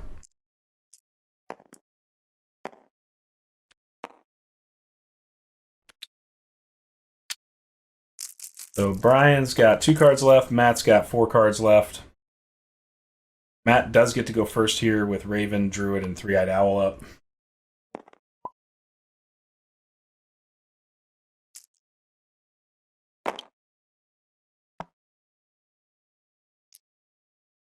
We know that two final cries are gone. We know that 1 molten gold is gone.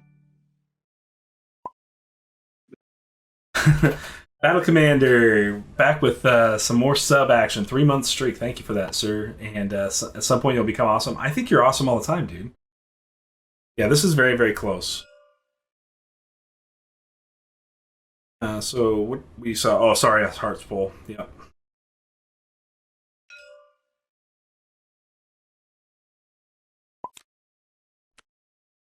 That's the last Blood Chains. That would have been pretty good against Druid here. Yeah, the Blood Chains is pretty big. We know that both Widows are coming on. Dove coming online now with that basic and focus. So for focus 1, it won't trigger Final Cry.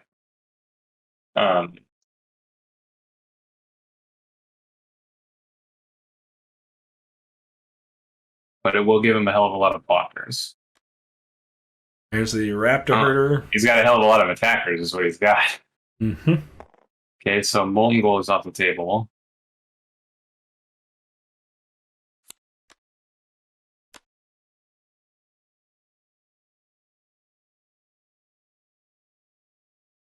If Brian has the Final Cry, we would suspect to see that now. So, Dustin, we will be at Gen Con. Yes. So we have a Dove, no side action.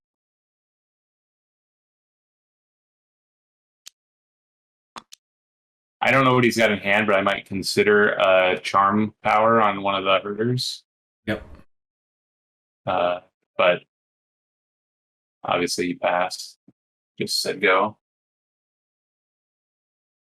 So the interesting point of that, Warrior, is you choose the order of resolution. So the Hammer Knight, if you have to put Essence Druid in front of Hammer Knight, of course. Oh, he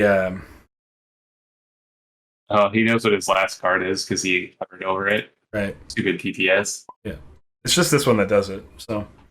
The other one doesn't do it, the new mod? No. Brian's Battlefield's full anyways, so something's got to die. Oh, yeah, but I mean, now with open deck list, he knows all 4 cards in Brian's hand because of discard pile plus last card of Yeah, so to answer your question, Dustin, yes, we'll be at Gen Con. I can't say anything further than that right now. So there's the ping on the Orchid Dove. Hey, we should tell him that we're gonna have a Battle for Solaria tournament. Just an old school Battle for Solaria tournament, just to see if he gets excited about it. I mean, he's in Indiana, so you never know. He might come out. Here comes the squad. The squad is coming. So the Essence Druid's got to block that Hammer Knight, right? Like that's just. Otherwise, well, I guess it doesn't really matter. But. Well, yeah, with the Dove dead, that it doesn't make a lot of difference.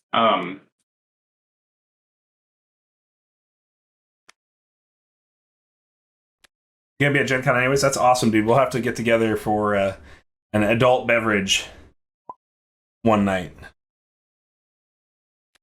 Okay. So we're ordering battles here. Raptors come and fight.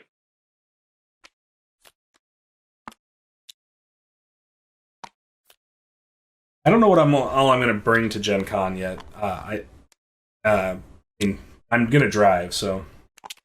Oh, you should drive. You can come pick me up. I'm not coming to Florida to pick you up. You can fly to Lincoln and drive with me if you want. Like I said, I'll take the company. There's the Orchid Dove online again. We'll see if the flights are good for that to happen.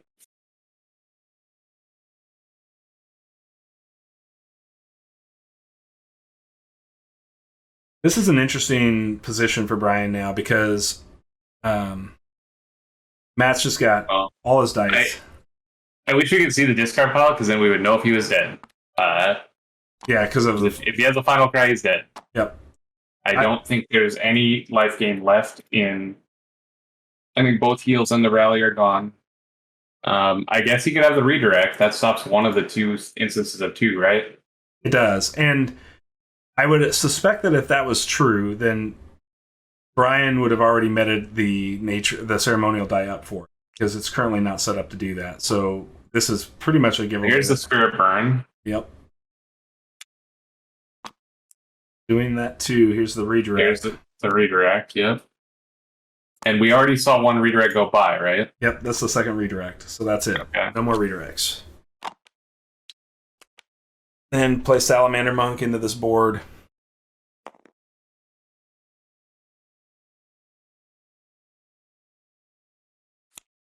I mean, I think Matt's got to.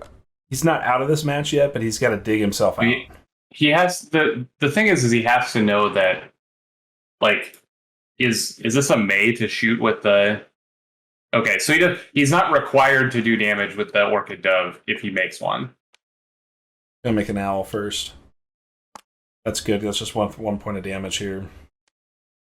And the rally. Okay, so I was wrong about the rally. I thought I saw it go by, but I did not. That is a big rally. With the additional ability to play the Druid back, yeah. Very good. The Monk's got to just go for face here because he forced the owl to exhaust, which saves you 1 damage. Nope. Matt's going right to make him discard. Yeah. Yeah, it is 10-hour drive, Dustin. That's correct. That makes me not want to fly to Lincoln and drive with you. But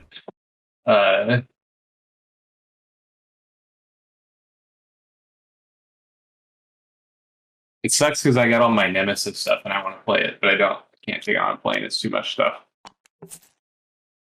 Brian is giving up the Fire Archery.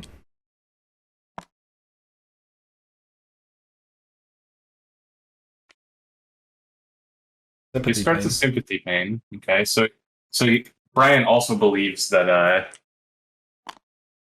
Matt is going to make the correct play and not ping him with doves. So did he meditate and pass main?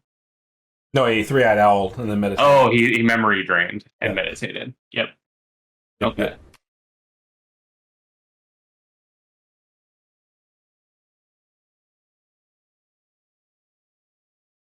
It's going to be so hard with that. I guess Essence Root is good against the bat. Kind of. Yeah, he is setting up the Final Cry Warrior. You're 100% right there. Essence Druid is fine. It exhausts, so you avoid taking 2 damage. right? And you get another owl to memory drain, which is essentially putting Brian on taking 3. Plus, if you summon 2 Orchid Doves, but I don't know. I don't know what else is in Brian's hand. I don't know what those final 3 cards are because I didn't track the whole deck, obviously. So, well, if he's got a final cry left, Matt in fatigue here? He's not yet. Matt can play 1 more card and not go fatigue. And that's important. Matt. Yep. I think the bat. It's interesting that we waited this long to see Bat again because it's probably single-handedly one of the most oppressive units against Matt. Well, it's bad into Dove specifically. Sure. Because Dove can block it and not kill it back. And unfortunately, he can't make another Dove if he is playing. Oh, yeah, they're basic. Right, because it's a basic. Yeah, never mind. I'm putting my foot in the mouth. But yeah, so the Orchid Dove block on. Oh, he took 1. Had to. Because he doesn't have a horse side up anymore after something bad. Right.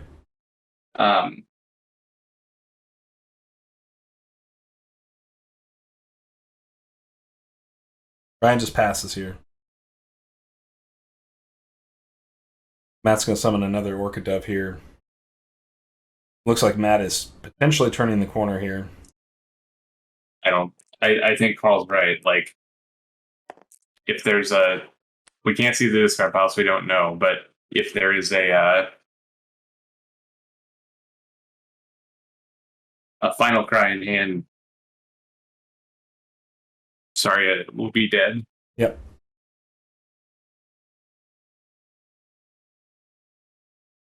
Yeah, you are correct. You are a top of round Spearbird Final Cry, so Brian can just hold these dice and do nothing else for the rest of this round. Right. And Carl and Matt doesn't have enough owls to like get him, right? Like, right. Because he can't make another owl this turn.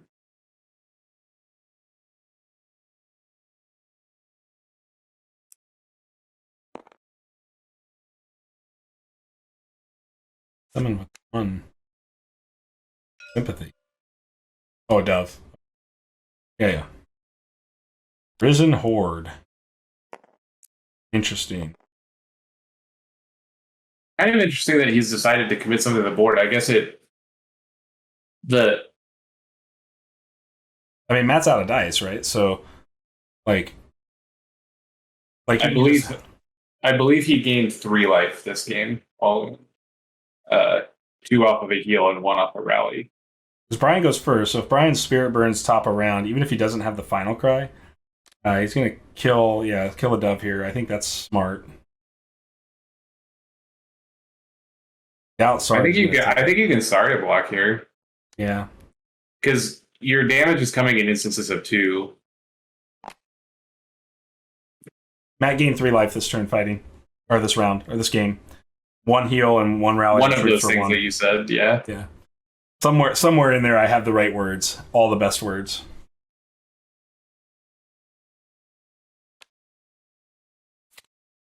Master Vampire. So Brian just wants to keep that Vampire Bat Swarm up. So what is the purpose of this? Oh, just to keep up Bat Swarm? So if you attack with Bat, you force the Essence Druid to block. Well, yeah, that's interesting. So if you're going to do that, why take the... Well, he's just like essentially removing blockers for free now.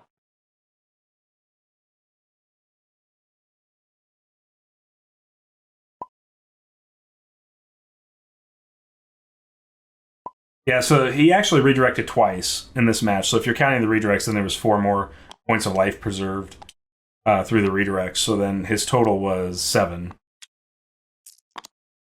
But I think doesn't Brian just win with a straight up attack here?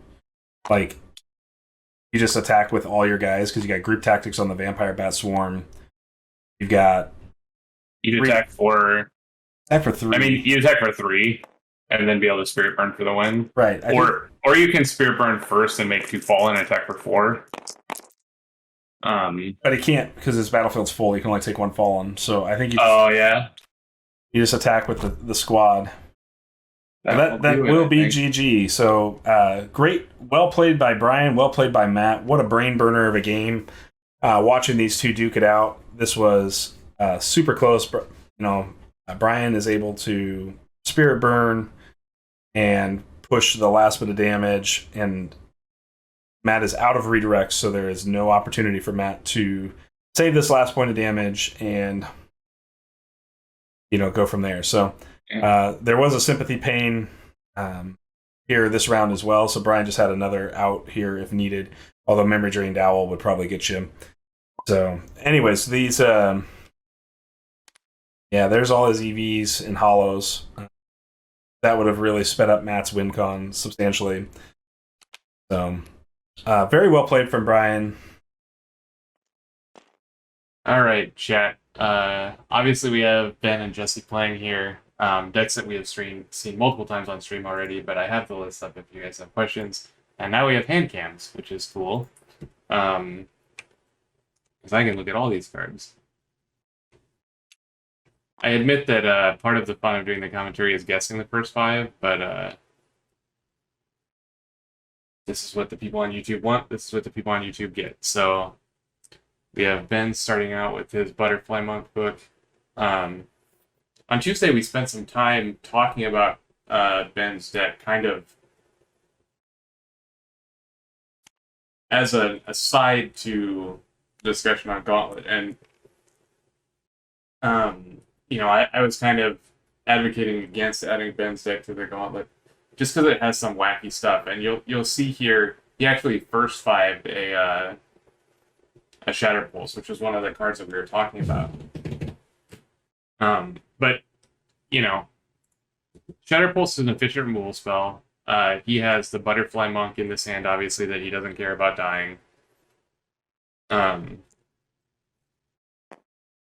People will say, like, he wants it to die, so you get the life. I think you want to trade it profitably for a dice or whatever, since you spent a dice on it. Even trading it for, like, the Odette ability is okay. But,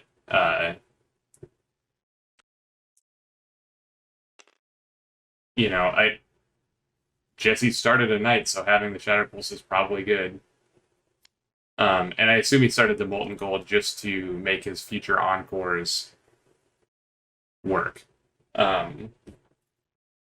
So we have him trading books back and forth. Obviously, both have a Frostback. Jesse has a Gilder to the Butterfly Monk and a Frostbite. This is, the kind of opening we've seen from Jesse multiple times. And I think a cool thing. Can I search these? Nope, I still can't search the discard piles, apparently, even at this level of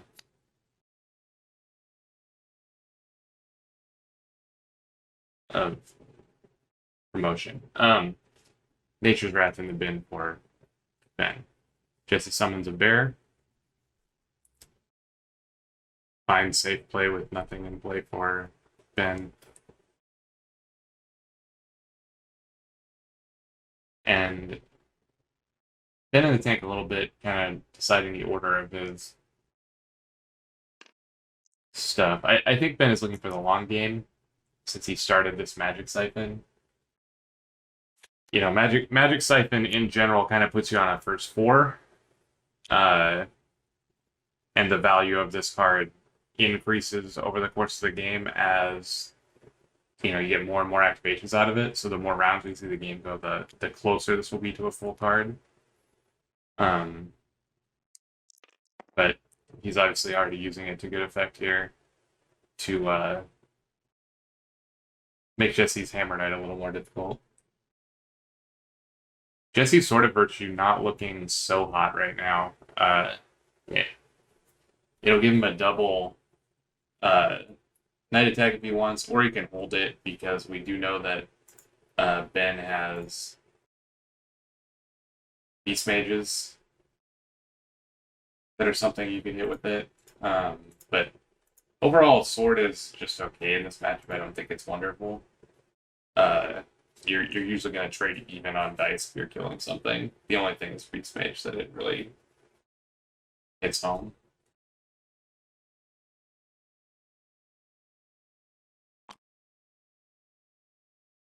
Odette, a prospect bear. That's pretty aggressive. In general, I think that you want to be putting a damage on the one damage on the bear from Frostbite or Gilder or something before you Odette it. But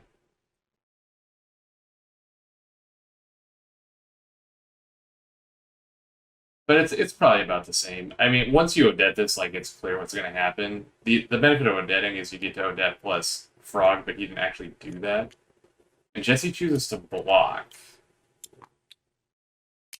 Which I'm not a big fan of that when he has so many auxiliary pings.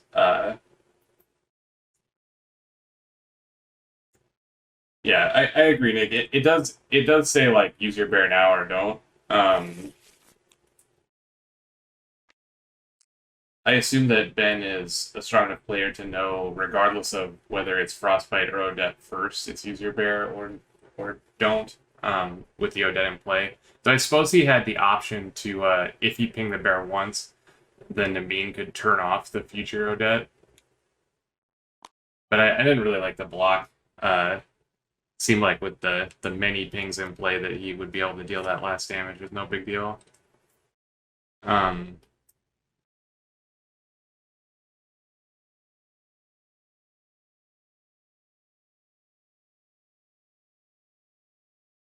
So what we're looking at now is that Shatter Pulse is just looking right at that Hammer Knight, which is unfortunate for Jesse. Because it looks like we're going to essentially, in a round where I think Jesse could have had a full bear at the end of, he's going to lose his bear and his knight. Jesse aggressively meditates into. Oh, can't do that. Oh no, okay. Not just doing the frostbite, not nature power. Can do that. That is allowed. So he goes to the face with the frostbite there, which I actually don't like. I think you need to kill the butterfly monk. Like, obviously Jesse is playing around the shatter pulse.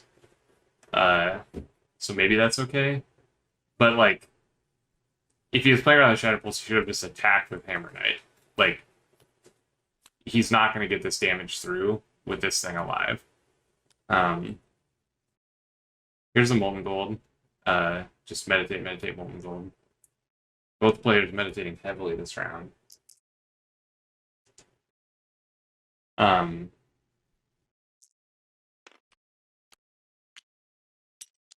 Okay, so that's kind of neat that he will end up with the bear in play off the Sword of Virtue.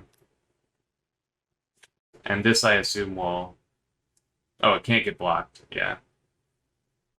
So if Jesse chooses not to attack or block with Hammer Knight and just leave it there, that essentially strands some dice. Yeah, so that was a good no action on the Hammer Knight.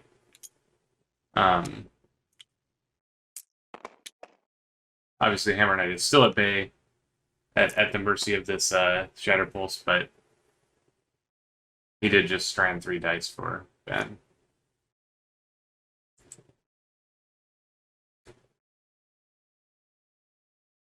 Now we see Jesse with a very expensive hand. And Ben with some things. This is another reason why Shadow Pulse is a little awkward. I think it's very rare that you're going to play 2 in a round, so the additional one is pretty dead. But maybe he'll be able to save it if it goes another round and play it next turn.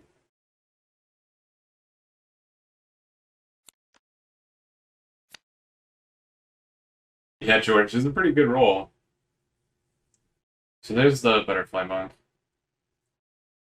I like this card a lot. I was originally, like, kind of when I was playing 1.0 when we first started on this, I didn't understand this card very well. Like, just didn't seem very good to me. There's so many 2/1s.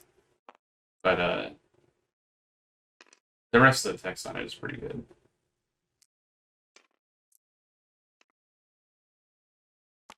So we see a meditation to that nature power. I can search these now. So it must have been in the first one I just had the nature's wrath. Um,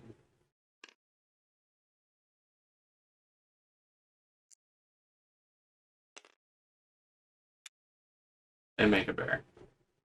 Yep, so Ben just assembling the squad here.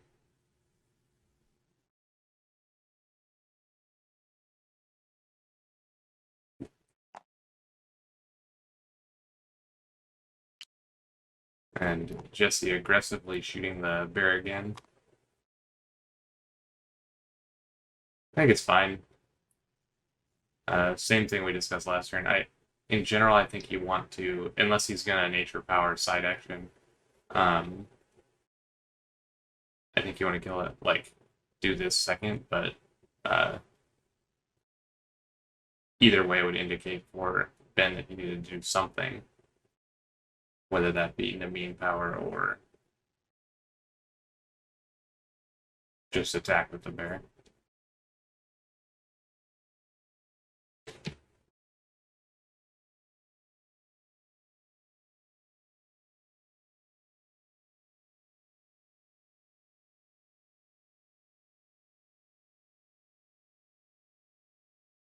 This could be a big turn for Ben. He's showing dice available for a couple big plays. He's got enough for Shatterpulse, Beast Mage, and Raptor Herder. And this is the turn that the Beast Mage is big.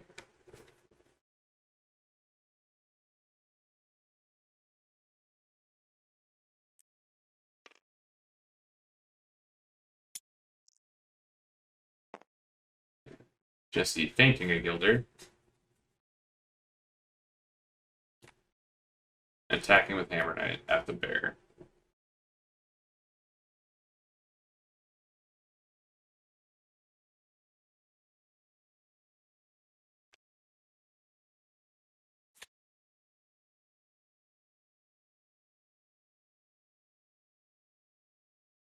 After this destroys the unit.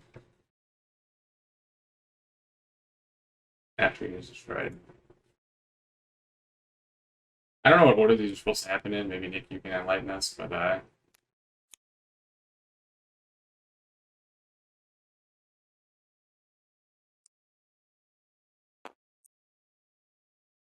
don't think it matters very much in this current interaction.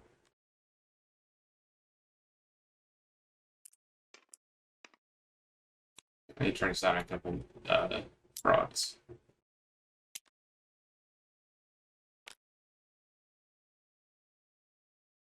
Yeah, so that thanks, George. I assumed that it was that way. The active players went first, but like I said, it didn't have a lot of consequence on the game. If Aftershock triggers first and he shoots a monk, does the monk ability happen before the Shatter Pulse also? Or after? Just slams a Grave Knight. I like that. Pressure up the board. There is an additional Shatter Pulse that could be played here, I suppose, but that would leave Ben down 2 bears.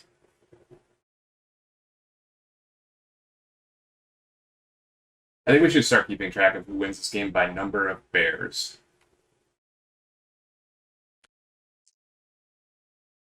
So there's the herder. And it looks like he's...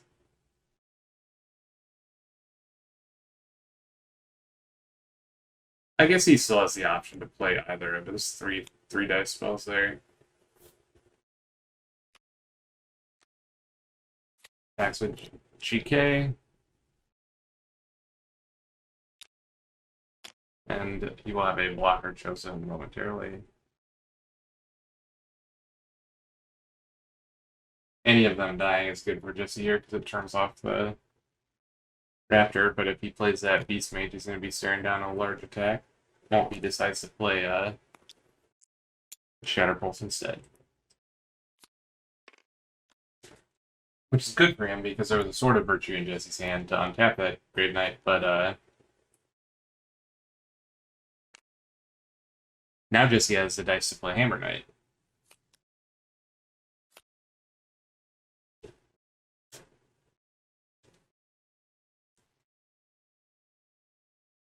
Which I assume he'll be doing here. Meditating twice, Fester, and Shepherd away.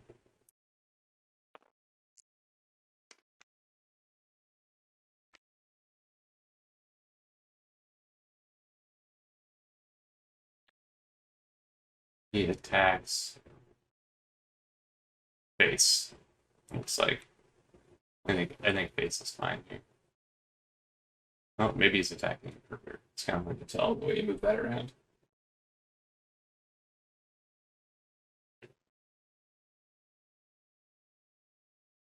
I think if you're going to attack one of the units, you probably should attack the Raptor. Just, like, don't get a damage back on your guy. Though it's very inconsequential on your opponent with no dice, I suppose. Sword of Virtue, untap. Get in for 5. Well, next turn. Now get in for 5.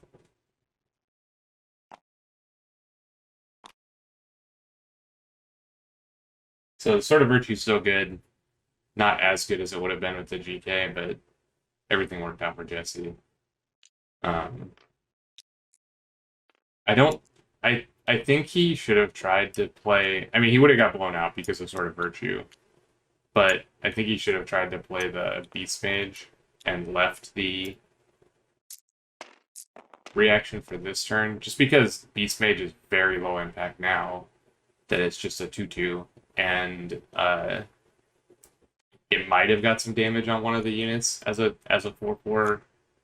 Like, I don't know, but not a great draw. I guess the Scald makes the 3/3 drop a better draw. So it might be okay. Just doesn't look like Nature's Wrath is going to do very much into this board. The Scald is good. There's my boy doing work. See what he draws. Huh. You get to draw a card too.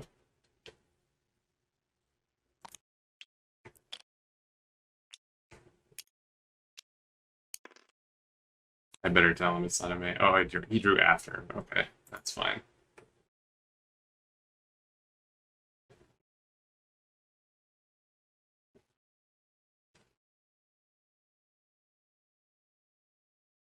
Yeah, River Skull's a hell of a card. I thought River Skull was cool in 1.0, but like a little awkward. Now he's nuts. So here we have a Gilder. Okay. This has been firing off that Odette ability just like nobody's business all day. And he finally has a 2-life creature to kill with it. And he chooses to spend 2 dice into it instead. I think that's a little weird, but maybe he values the 2 life on Odette now, or he wants to save the Odette for a bear.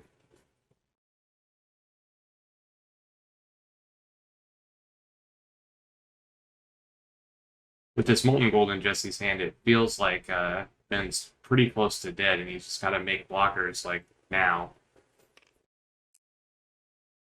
This looks like a bear. Yep. The bear necessities.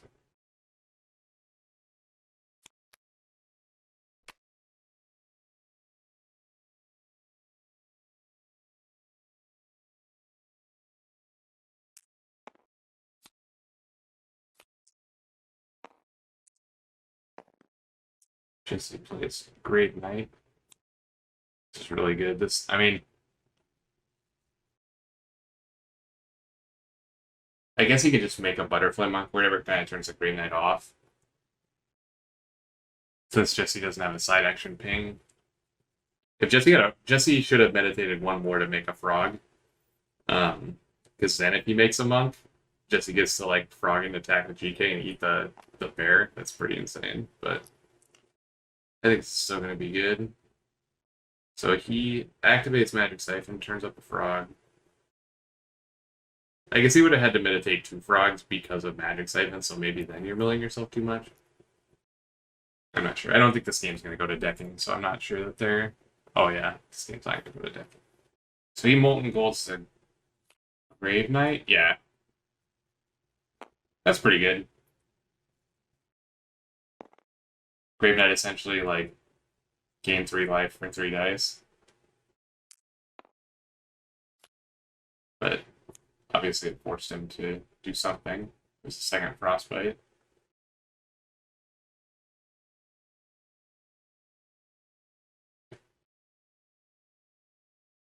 Yeah. The knights have definitely all died to removal spells, and then it's just been who has more bears. But Jesse can't make another bear unless he trades this one off, I suppose.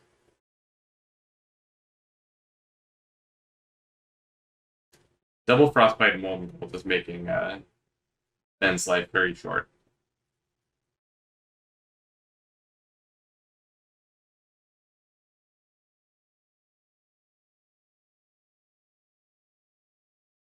Looks like a pass from Ben. Here's that same play. Odette just fighting bears all day. Yep. Ben's starting to look like Leonardo DiCaprio from The Revenant. You guys never seen that movie? It's very graphic, but he gets mauled by a bear.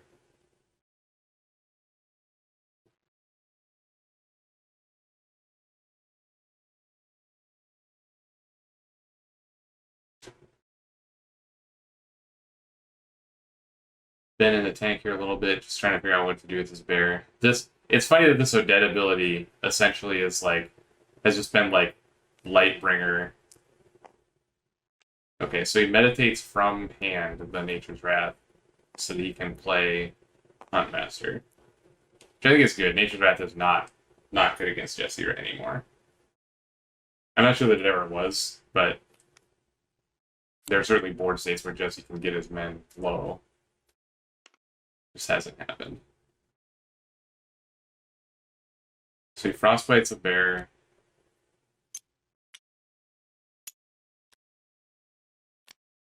Seems okay. Panther not great into the double bears. The Panther's real scared of these horrifying bears. Panther's a lot of tails.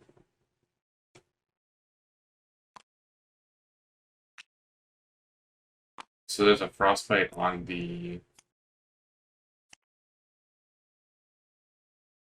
Huntmaster. I guess he's planning on festering it. Yeah,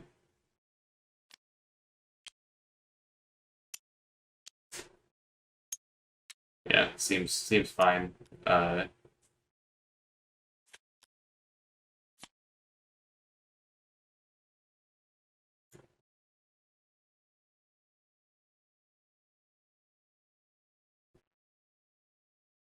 Do you think he's gonna play the Shepherd, or is he gonna divine Lion Power? I know Jesse loves the Lion Power. He just does it every chance he can get. So I think that's probably what he's gonna do, and I think here it's probably right.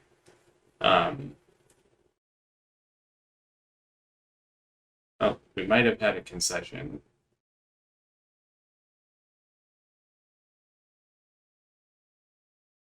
I'm not sure what they're talking about because I don't have audio, obviously, but I got some GGs in the chat there. When you got up to 2 of those, it's like, okay, I'm taking additional 4 damage around now. That's really bad. Yeah. No, Hey, it was guys. really well played. So, I mean, from your side, you didn't give me a lot of opportunities, and I almost made a pretty significant play mistake in gildering your bear to get no value from a Hammer Knight. So I knew I needed to get the Butterfly Monks off the field just in case I played another Knight, and that was the only way I saw myself getting a 2-for-1 out of it, was just to be able to kill your bear. And I made a mistake in Odetting there, because I should have just used Hammer Knight on that round right into bear instead, and let the Shatter Pulse happen at that point. But I caught it too late, and I'd already used Odette, so I just took 2 damage I didn't need to take. But I mean, it is what it is. That was the only play I saw on my side that I wish I could have taken back. So. And it was a weird thing in the round one where I had like 2 or 3 dice left unused. Yeah. Plus, I realized I couldn't outweight you with the Shadow Pulse. The second I did something, you would just swing with a knight. Yeah. So I don't know if that was a mistake in hindsight. I think I had you on Shatter Pulse. I didn't know if I had you on Shatter Pulse and Knight, like your version of Knight, a Hunt Master. I knew you were going to be on Beast Mage since you decided to go first, but I thought you might take the Hunt Master round one. And I think that would have been better for you, just because you would have forced my sword into your Hunt Master instead of allowing me to get a bear back for an extra value. It would have given me something, yeah. Yeah.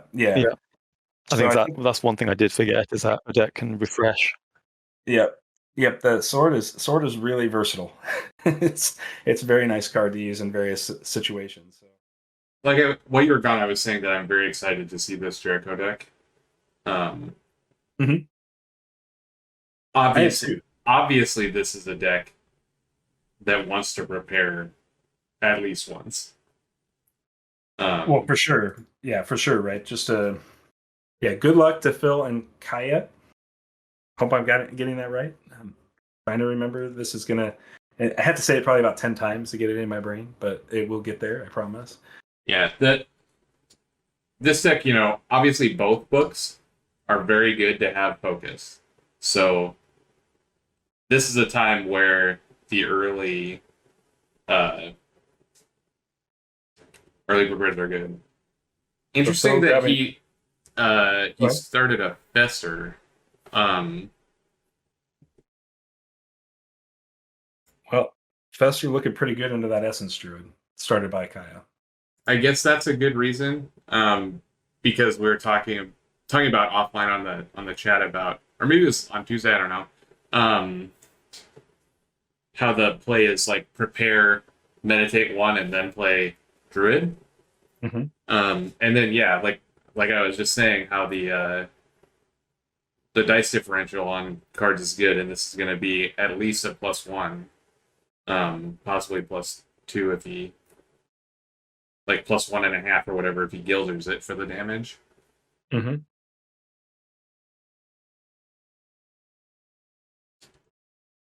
So yeah, I think that the Fester was a gamble, unless he just knows that it's always an Essence Druid in the opener. Right. I guess he actually doesn't have another way to draw it, so I guess that's a pretty fair assumption. Interesting to note that he did not start a hopper here. I don't know if that's normal either, because I haven't seen him play before, but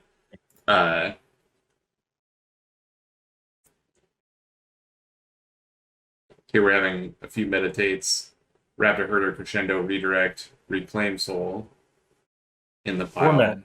Poor med there from Phil. Pretty aggressive meditation right out of the gate. I found myself doing that a lot playing 4-book Aradel. You just like meditate a ton round 1 because you require so many random dice. Right. So Kaya just responds with Jericho meditates to put a Time Hopper in the discard pile. Okay, so he went for Time Hopper because he didn't prepare. Sorry, he has not yet prepared. So he's just meditating normal right now. And there's the second Fallen book. So he has both books to get back with Essence right now without preparing. Only one Fallen book.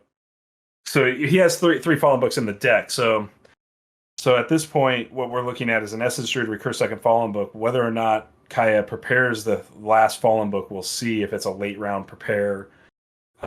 Phil is responding just with Frostback Bear here. Well, yeah. Phil has nothing to do besides playbooks, so Because he's obviously not going to play Fest or anything until fighting it. It is a combo with Blink. That is for sure. So go. Oh my god! Do you think that? So, it's possible here that if he tries to Gilder the Essence Druid for the damage for Fester, that it'll get blinked off and he'll get annihilated. If he chooses to Nature Ping it and then Fester in the same turn, it won't happen. But right. So Phil's still on that 4-book start plan, which is what Aradel does. She sacrifices tempo at the start of the round 1 to set up a late game and long game plan where you've got 4 conjurations coming to the battlefield turn over turn. Especially in this matchup, I don't think that it's very much tempo lost, because the Guilt Link is just going to eat a Gilder, right? Like that's what Guilt Link does normally in this matchup. And just a note here, quick. Go ahead. His 2/2s are going to be pretty threatening against everything except Essence Druid specifically. And we do get a prepare from Kaya here. This is an item that we don't know. Right. It'll be interesting to see what he puts on top. We'll see how much Phil values or regards the standard bearer in general, because you could Water Blast into Gilder here to kill the bearer. But that does leave you with needing to attack into that Essence Druid, which Phil doesn't know is there yet. If he did that, the Fester wouldn't make any sense in his hand. Right. if he thinks his opponent's on Essence Druid, he can't spend the pings in that fashion, I don't think. Right.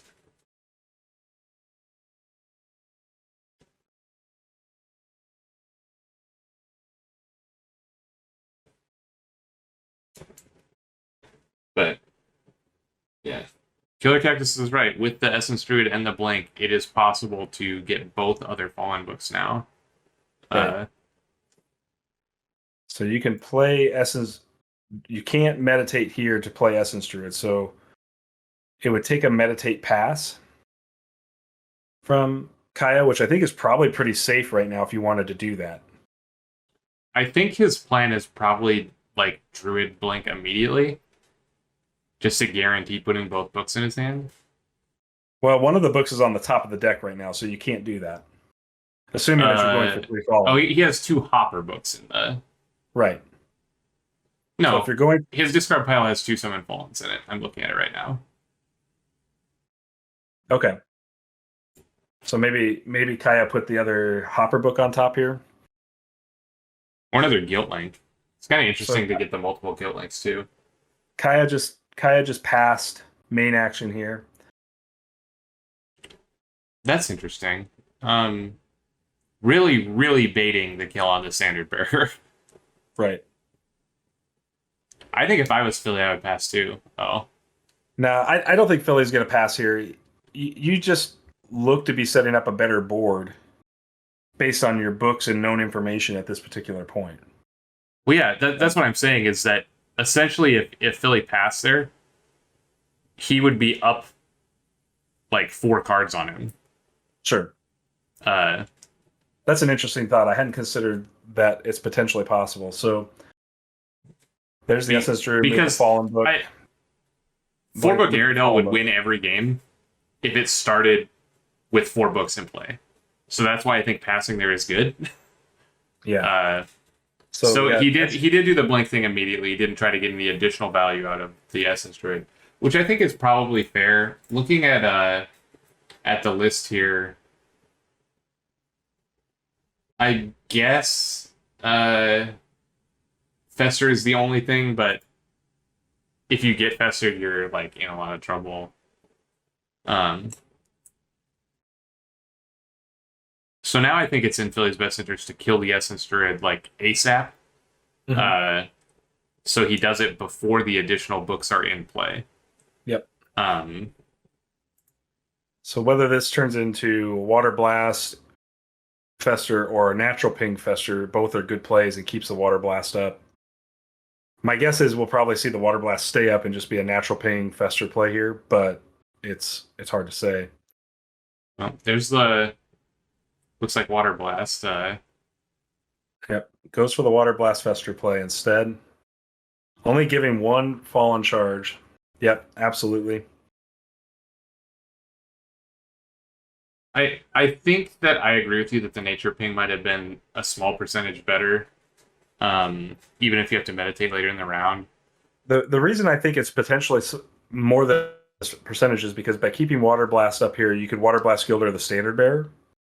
Right, and that's the play, right? Is that would happen, but by doing that, then you are docking yourself a 2/2, because you won't have the dice to do all the books. Absolutely. Because he has 1, 2, 3, 4, 5. I guess he can't. At this point, no, he can make both. Oh yeah, he can do both other things now. Yeah, okay.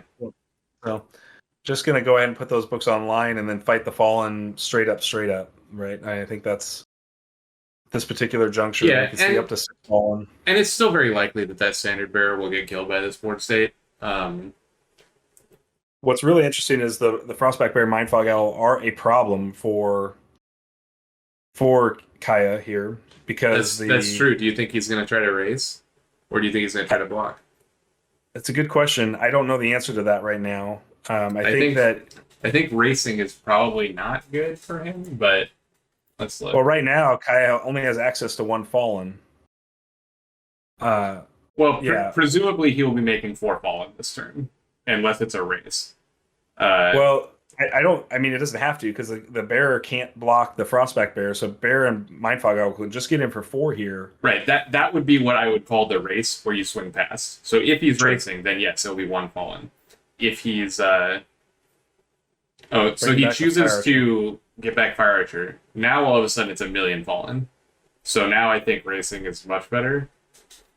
But let's see what Philly does. It's still not 1,000,000 Fallen because you don't have to kill the Fire Archer. Right. Again, the race would be attack pass, so not killing them. Like the 2 alternatives are either attack pass and race, or let him make 1,000,000 Fallen. But it won't be 1,000,000 Fallen this turn because now he's down to 1 ceremonial dice. It'll be 1,000,000 Fallen next turn. Right. So here's the Bear, Mindfog Owl going for that race plan. Standard Bear, and he's sending the Salamander too. Interesting. I guess he just wants to exhaust that bearer. Yeah, that's probably fine. It also puts it in Water Blast range for next turn, or does it have a recover? Oh, it has recover, so it doesn't actually do that. So Kaya just lets the 6 damage through here. Doesn't want that monk. What's interesting about that though is now he took 5. 5. I'm sorry. He took 1 additional from the ceremonial power. Yeah, I'm not sure how long a game it'll be, Cam. I mean, you got Aradel just able to set up double Bear, double Mindfog Owl into 8 damage race with most of Kaya's stuff unable to block it. It depends a lot on the Jericho's removal spells.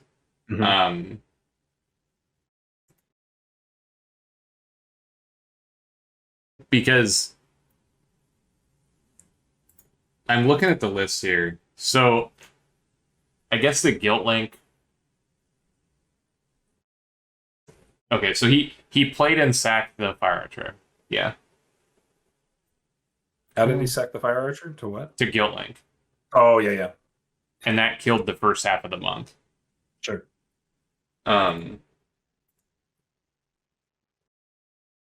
Which is probably pretty good. If he attacks with Monk here, he gets a damage through, or the Standard Bearer goes to 2 damage on it, which will put it in Water Blast range for next turn. Right. And with Kaya out of ceremonial dice for this turn, we're not going to see a Swarm of Fallen. I think this is a definite nod to a first round advantage to Philly. Yeah, I mean, it's hard to say what will happen next turn because with 4 Fallen counters on, he can make a lot of men this turn because he has potentially 3 more just waiting in the standard bearer and And whatever else. draws double hopper book here. That's interesting. One of those was a prepare for sure. We knew the prepare was going to get something, and that ended up being the hopper. I assume that's good. I think it's got to be, right? Like, it's got to be the kind of thing. Philly have any big? Okay, so he has 2 Nature's Wraths. So we see 4 fallen. This is a pretty big swing on the next turn if Phil doesn't have a sweep here. Well, I mean, obviously we see his hand or whatever, but I was just looking at the list for he's got 2 Nature's Wraths. The fallen attack here is okay. I still think Phil's probably just on plan of make more Mindfog Owls and Bears, right? Like if all they do is swing past each other, I still think Philly's going to win. There has to be some interaction because the Guilt Links are just going to kill a Gilder. Yep. So he meditates away a Guilt Link, the last blink, and a Crescendo. Mm-hmm. Crescendo would be a hell of a thing. Yep. Yeah, Cam. Double choke, not great. Yep. Definitely not. But that's the thing about 4-book Aradel is that because it has the books, it always has something good to do. So I think what we'll most likely see, my guess would be another Salamander Monk come into play here from Philly to start. You just match the width of the Fallen here. I mean, he has 1,000 things he can do, right? Like he doesn't care if he has as many dudes as the Fallen right now. Like he could make Bear, he could make Owl, he could Water Blast Standard Bearer, he could make a Gilder and ping a Fallen. Any of these plays are probably fine. Like making a Monk is okay too, I guess. But I think I don't think that choking is good. Just like what? I guess he doesn't know that all the hopper books are there. Okay, so there's the Water Blast. I think that's very good. We're gonna get the swing pass for 4, so he's staying on plan. Just gonna race here. Take Jericho to 10. Yeah, this is I mean, he's gonna have a lot of damage. Here's an outmatch to block, which will open up the block on the entire thing. Yeah, that's a pretty good outmatch for sure. Yep. So no damage to Jericho here. 2 Fallen are going to go down. Bear. We'll see if he blocks Owl or not. I would assume you would. Owl doesn't have recover. Well, the thing about it is that like it doesn't kill the Owl to do that. It's the only thing, right? Like we'll see how he values his life total. Because he does have another Standard Bearer, though I guess yeah, the additional Standard Bearer with a couple I guess only 1 time hopper can get made this turn now that the 1 turtle is gone. So yeah, maybe blocking is good. So he chooses not to. He takes the 2.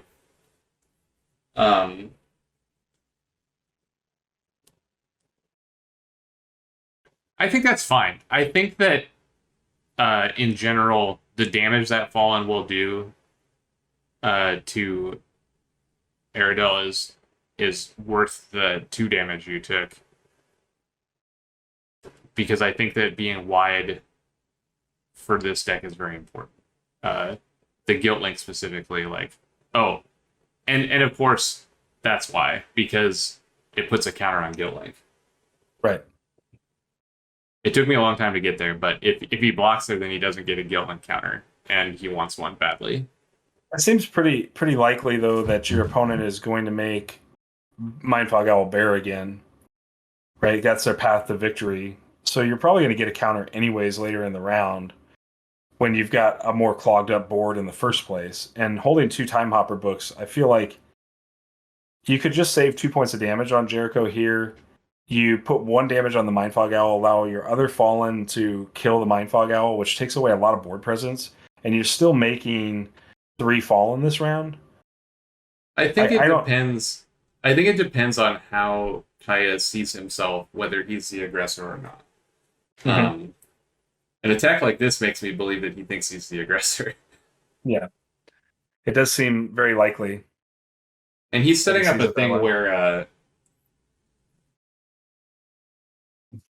depending on what Aradel does, he can kill a Gilder and maybe get a valuable Guild Link here. Because unless the Aradel makes a Gilder, it's gonna hit something that's good. I guess he could make a Salamander Monk could be similar. Yeah, Kaya meditates up a sympathy die here, losing a sympathy pain. I wonder what he wants the sympathy for. I'm guessing to Jericho prepare draw, maybe.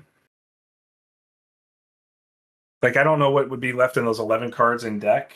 I've not been watching the list close enough, but it's potentially possible that he's looking for another Guilt Link copy and sympathy pain for the Guilt Link. That may be a Guild Link might potential be good. prepare here. Especially holding 2 Hopper books already. You know, you're going to have to ceremonial recur the Essence Druid if you want to get that last Hopper book. I don't think that will probably be happening, but no, I know. I'm just saying, like, that if you're trying to get all your books online, if that's part of the plan, then you've got 2 Hopper books, Essence Druid to the 3rd. But obviously, we can see the hand, so that's a hell of an advantage. But this feels pretty good for Philly right now. Because you can't blink and Guilt Link, right? Yeah, they're both side actions. Because the blink Gilder Guilt Link him would be pretty good, though. I don't think his deck has any accelerates. There are no accelerates in this. Yeah. That outmatch looked really good there, though. Outmatch is a good card. I think it's very good.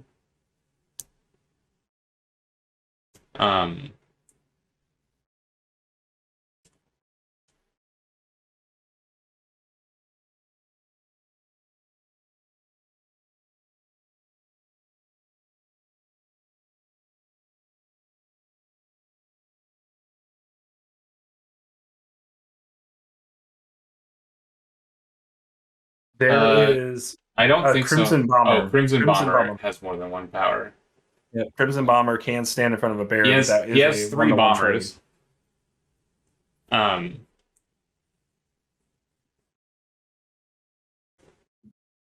Which is an interesting card for sure. I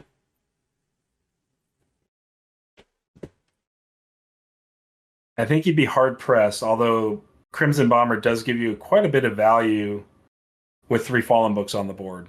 Crimson Bomber would be a very good reason to have blocked Mindfog Owl. Though obviously we can see his hand and know he doesn't have one. And there is currently not one in the discard pile. So Kaya could prepare into Bomber here. And just, like, pass with a Time Hopper book play. Yeah, Crimson Bomber would significantly reduce the number of Fallen he makes this turn. Yeah, Water Blast will wipe that can, but Water Blast is exhausted on Aradel right now, so wouldn't happen this turn if you made that decision. He goes ahead and draws a Flash Strike. Pretty neat card with Standard Bearer here, but I'm not sure it's going to matter unless he can get that damage through. Well, it's good with Hoppers too, but he didn't. Yeah. Obviously, he didn't prepare for that. He just drew a random card. Mm-hmm.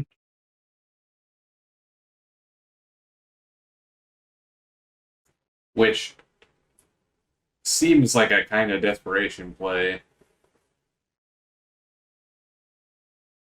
Yeah, Sympathy Power Draw does feel like it's kind of reaching in the deck for an answer.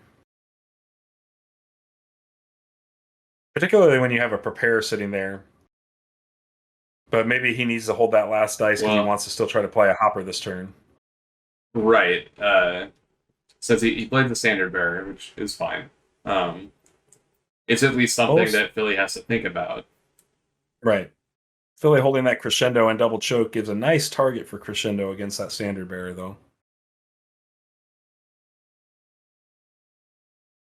Like, Philly can just stay on plan here with Mindfog Owl Bear. Right. Obviously not sure whether he's got another ouch. The Gilder making this Guilt Link look pretty sad.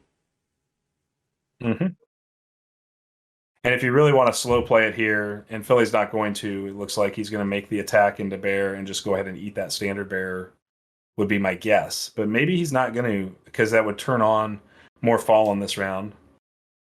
It looks like he's crescendo. Yep. Yeah. I think that's fine. Like, this is interesting because now his owl will be blockable. Right. So I don't know how I feel about that, but Philly obviously valued the standard bearer very high to make that play. Yep.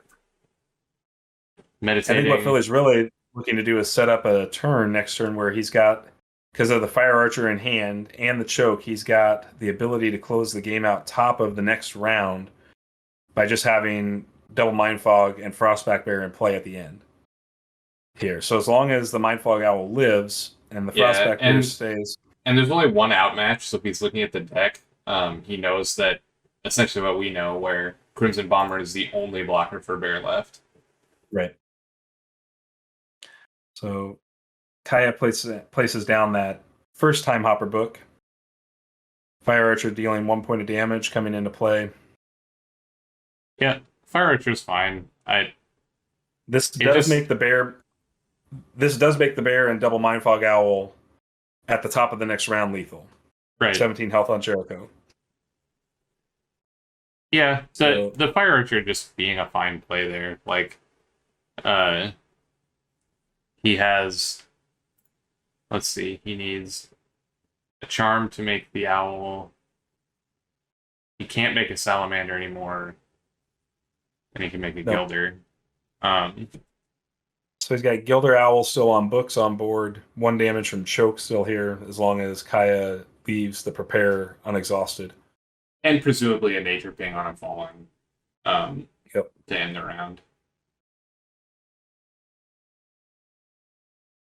Fighting indicating that Fallen needs to attack creatures rather than Aradel. I agree. I agree that's going to be very necessary here, which is why I think it was the correct to go ahead and block early. Which we're going to see. We're going to see a lot of that because there's a lot of Fallen to be put into play. So here's a Gilder, which will slow that down significantly, being able to shoot 1 and block 1. So he currently has 2 guards for his owl. Presumably owl being the target of the attacks. It would be much harder for him to take the bear. Though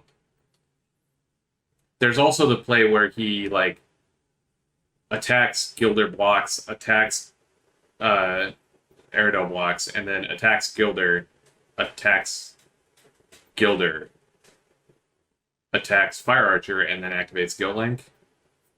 I think he has enough fallen to do that, and that would essentially kill Fire Archer, Gilder, and then the Guild Link would kill either bear or.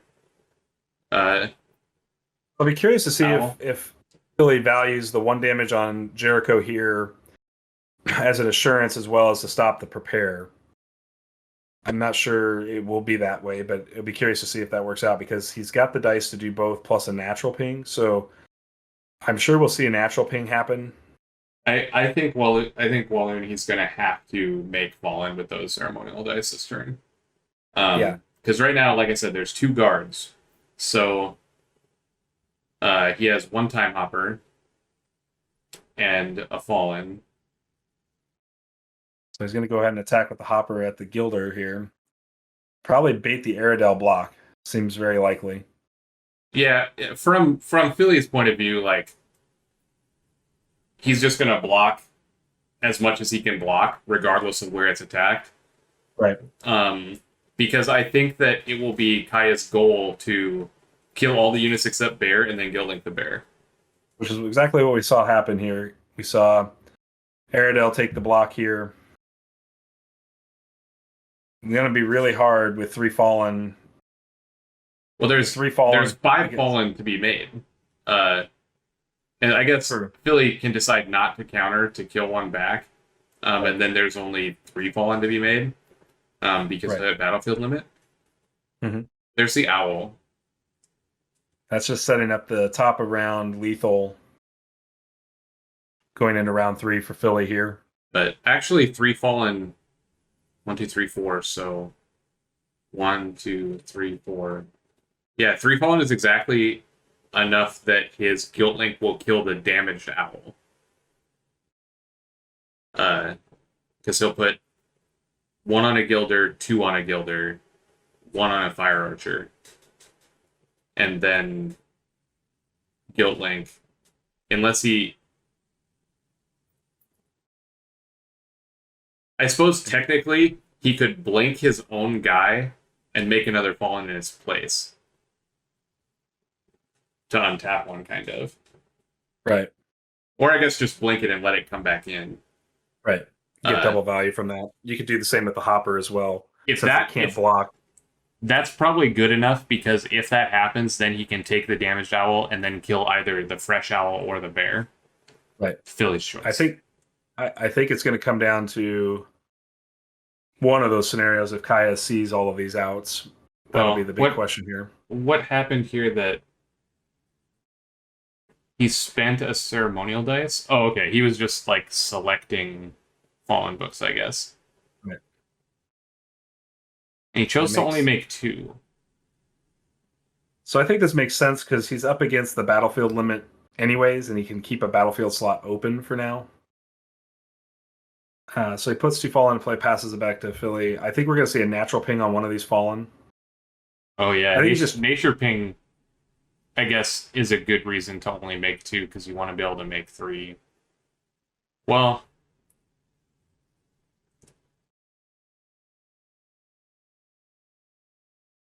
I don't think that part he's not going to be able to. He's not going to be able to kill the second Owl. Yeah, I don't think it's just going to be Guild Link gets either Owl or Bear, which will be the damaged Owl. So I think what we'll most likely see going into the next round, just from a speculation standpoint, is a Bear and an Owl. The rest of what's on Philly's board is not destined to live here as long as we're using Fallen in that capacity.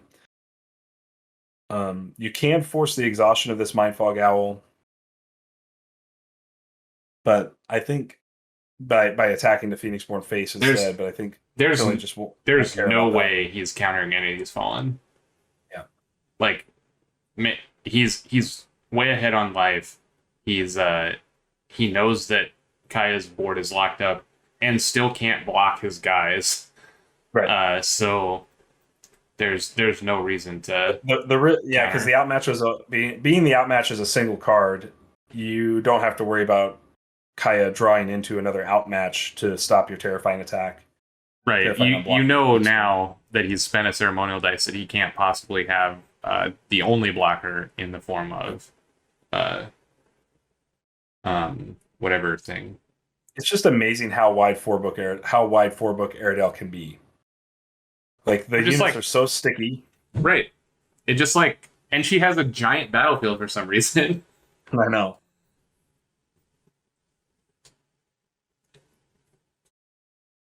I guess Koji technically has more total slots because he has 13 when you count 3 books and 10.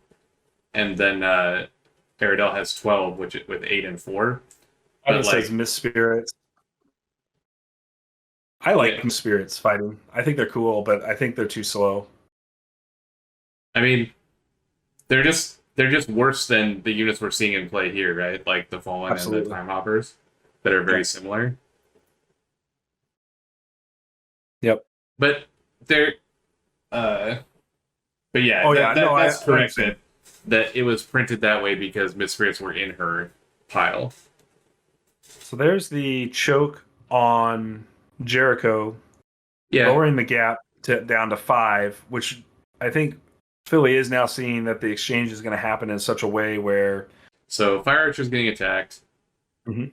I would not counter. Oh, he blocked with Gilder. Okay, that's fine. Yep. So now all the guards are gone, and these Fallen get to attack at their whims.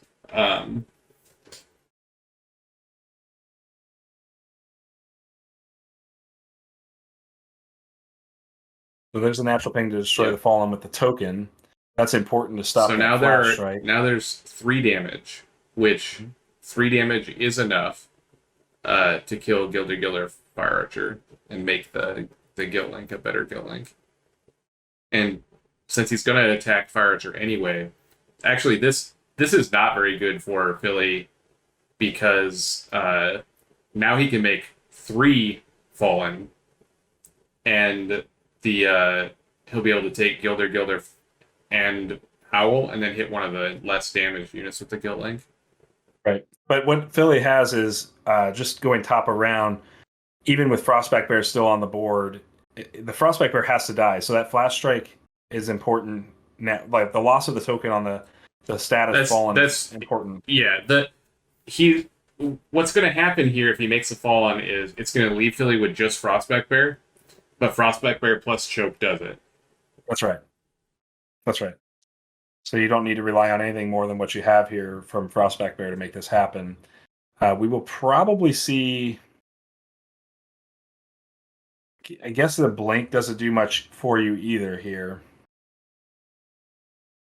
You still can't do it in the same turn that you Guild Link. I was like, what if he blinks the Owl and Guild Links the Bear away? And then I'm like, oh yeah, I've already talked about this. I'm a dummy. You have to have Accelerate for that play, Neil. And Philly does have Molten Golds in the list. That's a good point, fighting. So it's very possible that Philly could just draw Molten Gold and end the game without needing to attack and take 2 turns. We're waiting for. I was like, "What's going on?" Like, we're waiting for Inheritance. Yeah. So we've got two Molten Gold still on the list. One has been meted, so there in the 15 cards there is a single Molten Gold left. I think we're more likely to see Frost back into Choke than we are to see anything else. Now the way Kaya can avoid the Choke is by exhausting the Prepare. So spend a dice and then the Choke doesn't get there. Yeah, Cam. As it turns out, the double Choke was quite good. Yep. Since it lethaled him. I'm trying to see if there's anything that can happen because the 7 damage from his current guy is 9. I guess he played the Flash Strike or discarded it. So 7 damage is not going to kill the Aradel.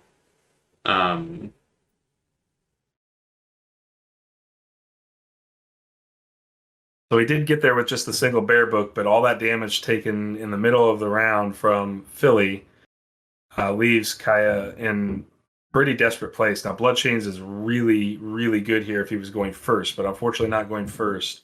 That's a problem. The only way Kaya can play to the outs on this would be. I don't think he has anything. I'm looking. Well, Choke doesn't work if the Phoenixborn is exhausted, right?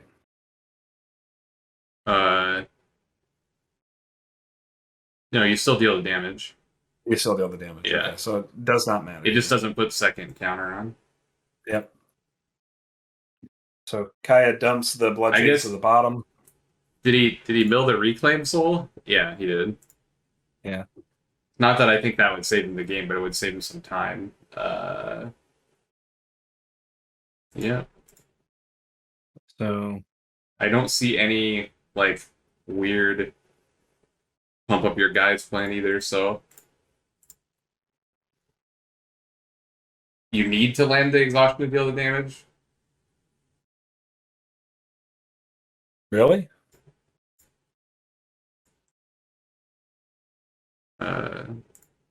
Well, the sympathy pain just ends the game anyways at this point, so it doesn't matter.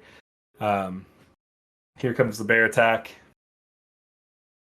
I'm curious about that interaction, Nick. Well, I mean, Nick would know if anybody knows. Yeah, I'm just curious why that is, because it doesn't say and then. It says that target in the second statement, I guess, is the... Gotcha. It says deal 1 damage to that target Phoenixborn. That doesn't make any sense, Nick. I call flavor fail here. If you're going to choke someone, it would be easier if they were tired. Right. Like, if I'm sleeping, it's way easier to choke me than if I'm ready to go. This is really the turn where Kaya has to make the corner with somehow, right? Somehow he has to recognize that he has to prepare here or die to choke. But even if he does that, he still dies of sympathy pain. Kaya cannot attack into this board at all, even if it is for 6 damage. The sympathy pain will just end the game. Because of the sympathy pain, I don't believe that Kaya can win now unless somehow Phillycheaz allows himself to deck and doesn't play any other cards. Because there's not a way in his deck that allows him to attack for 13 or whatever it'd have to be all at once.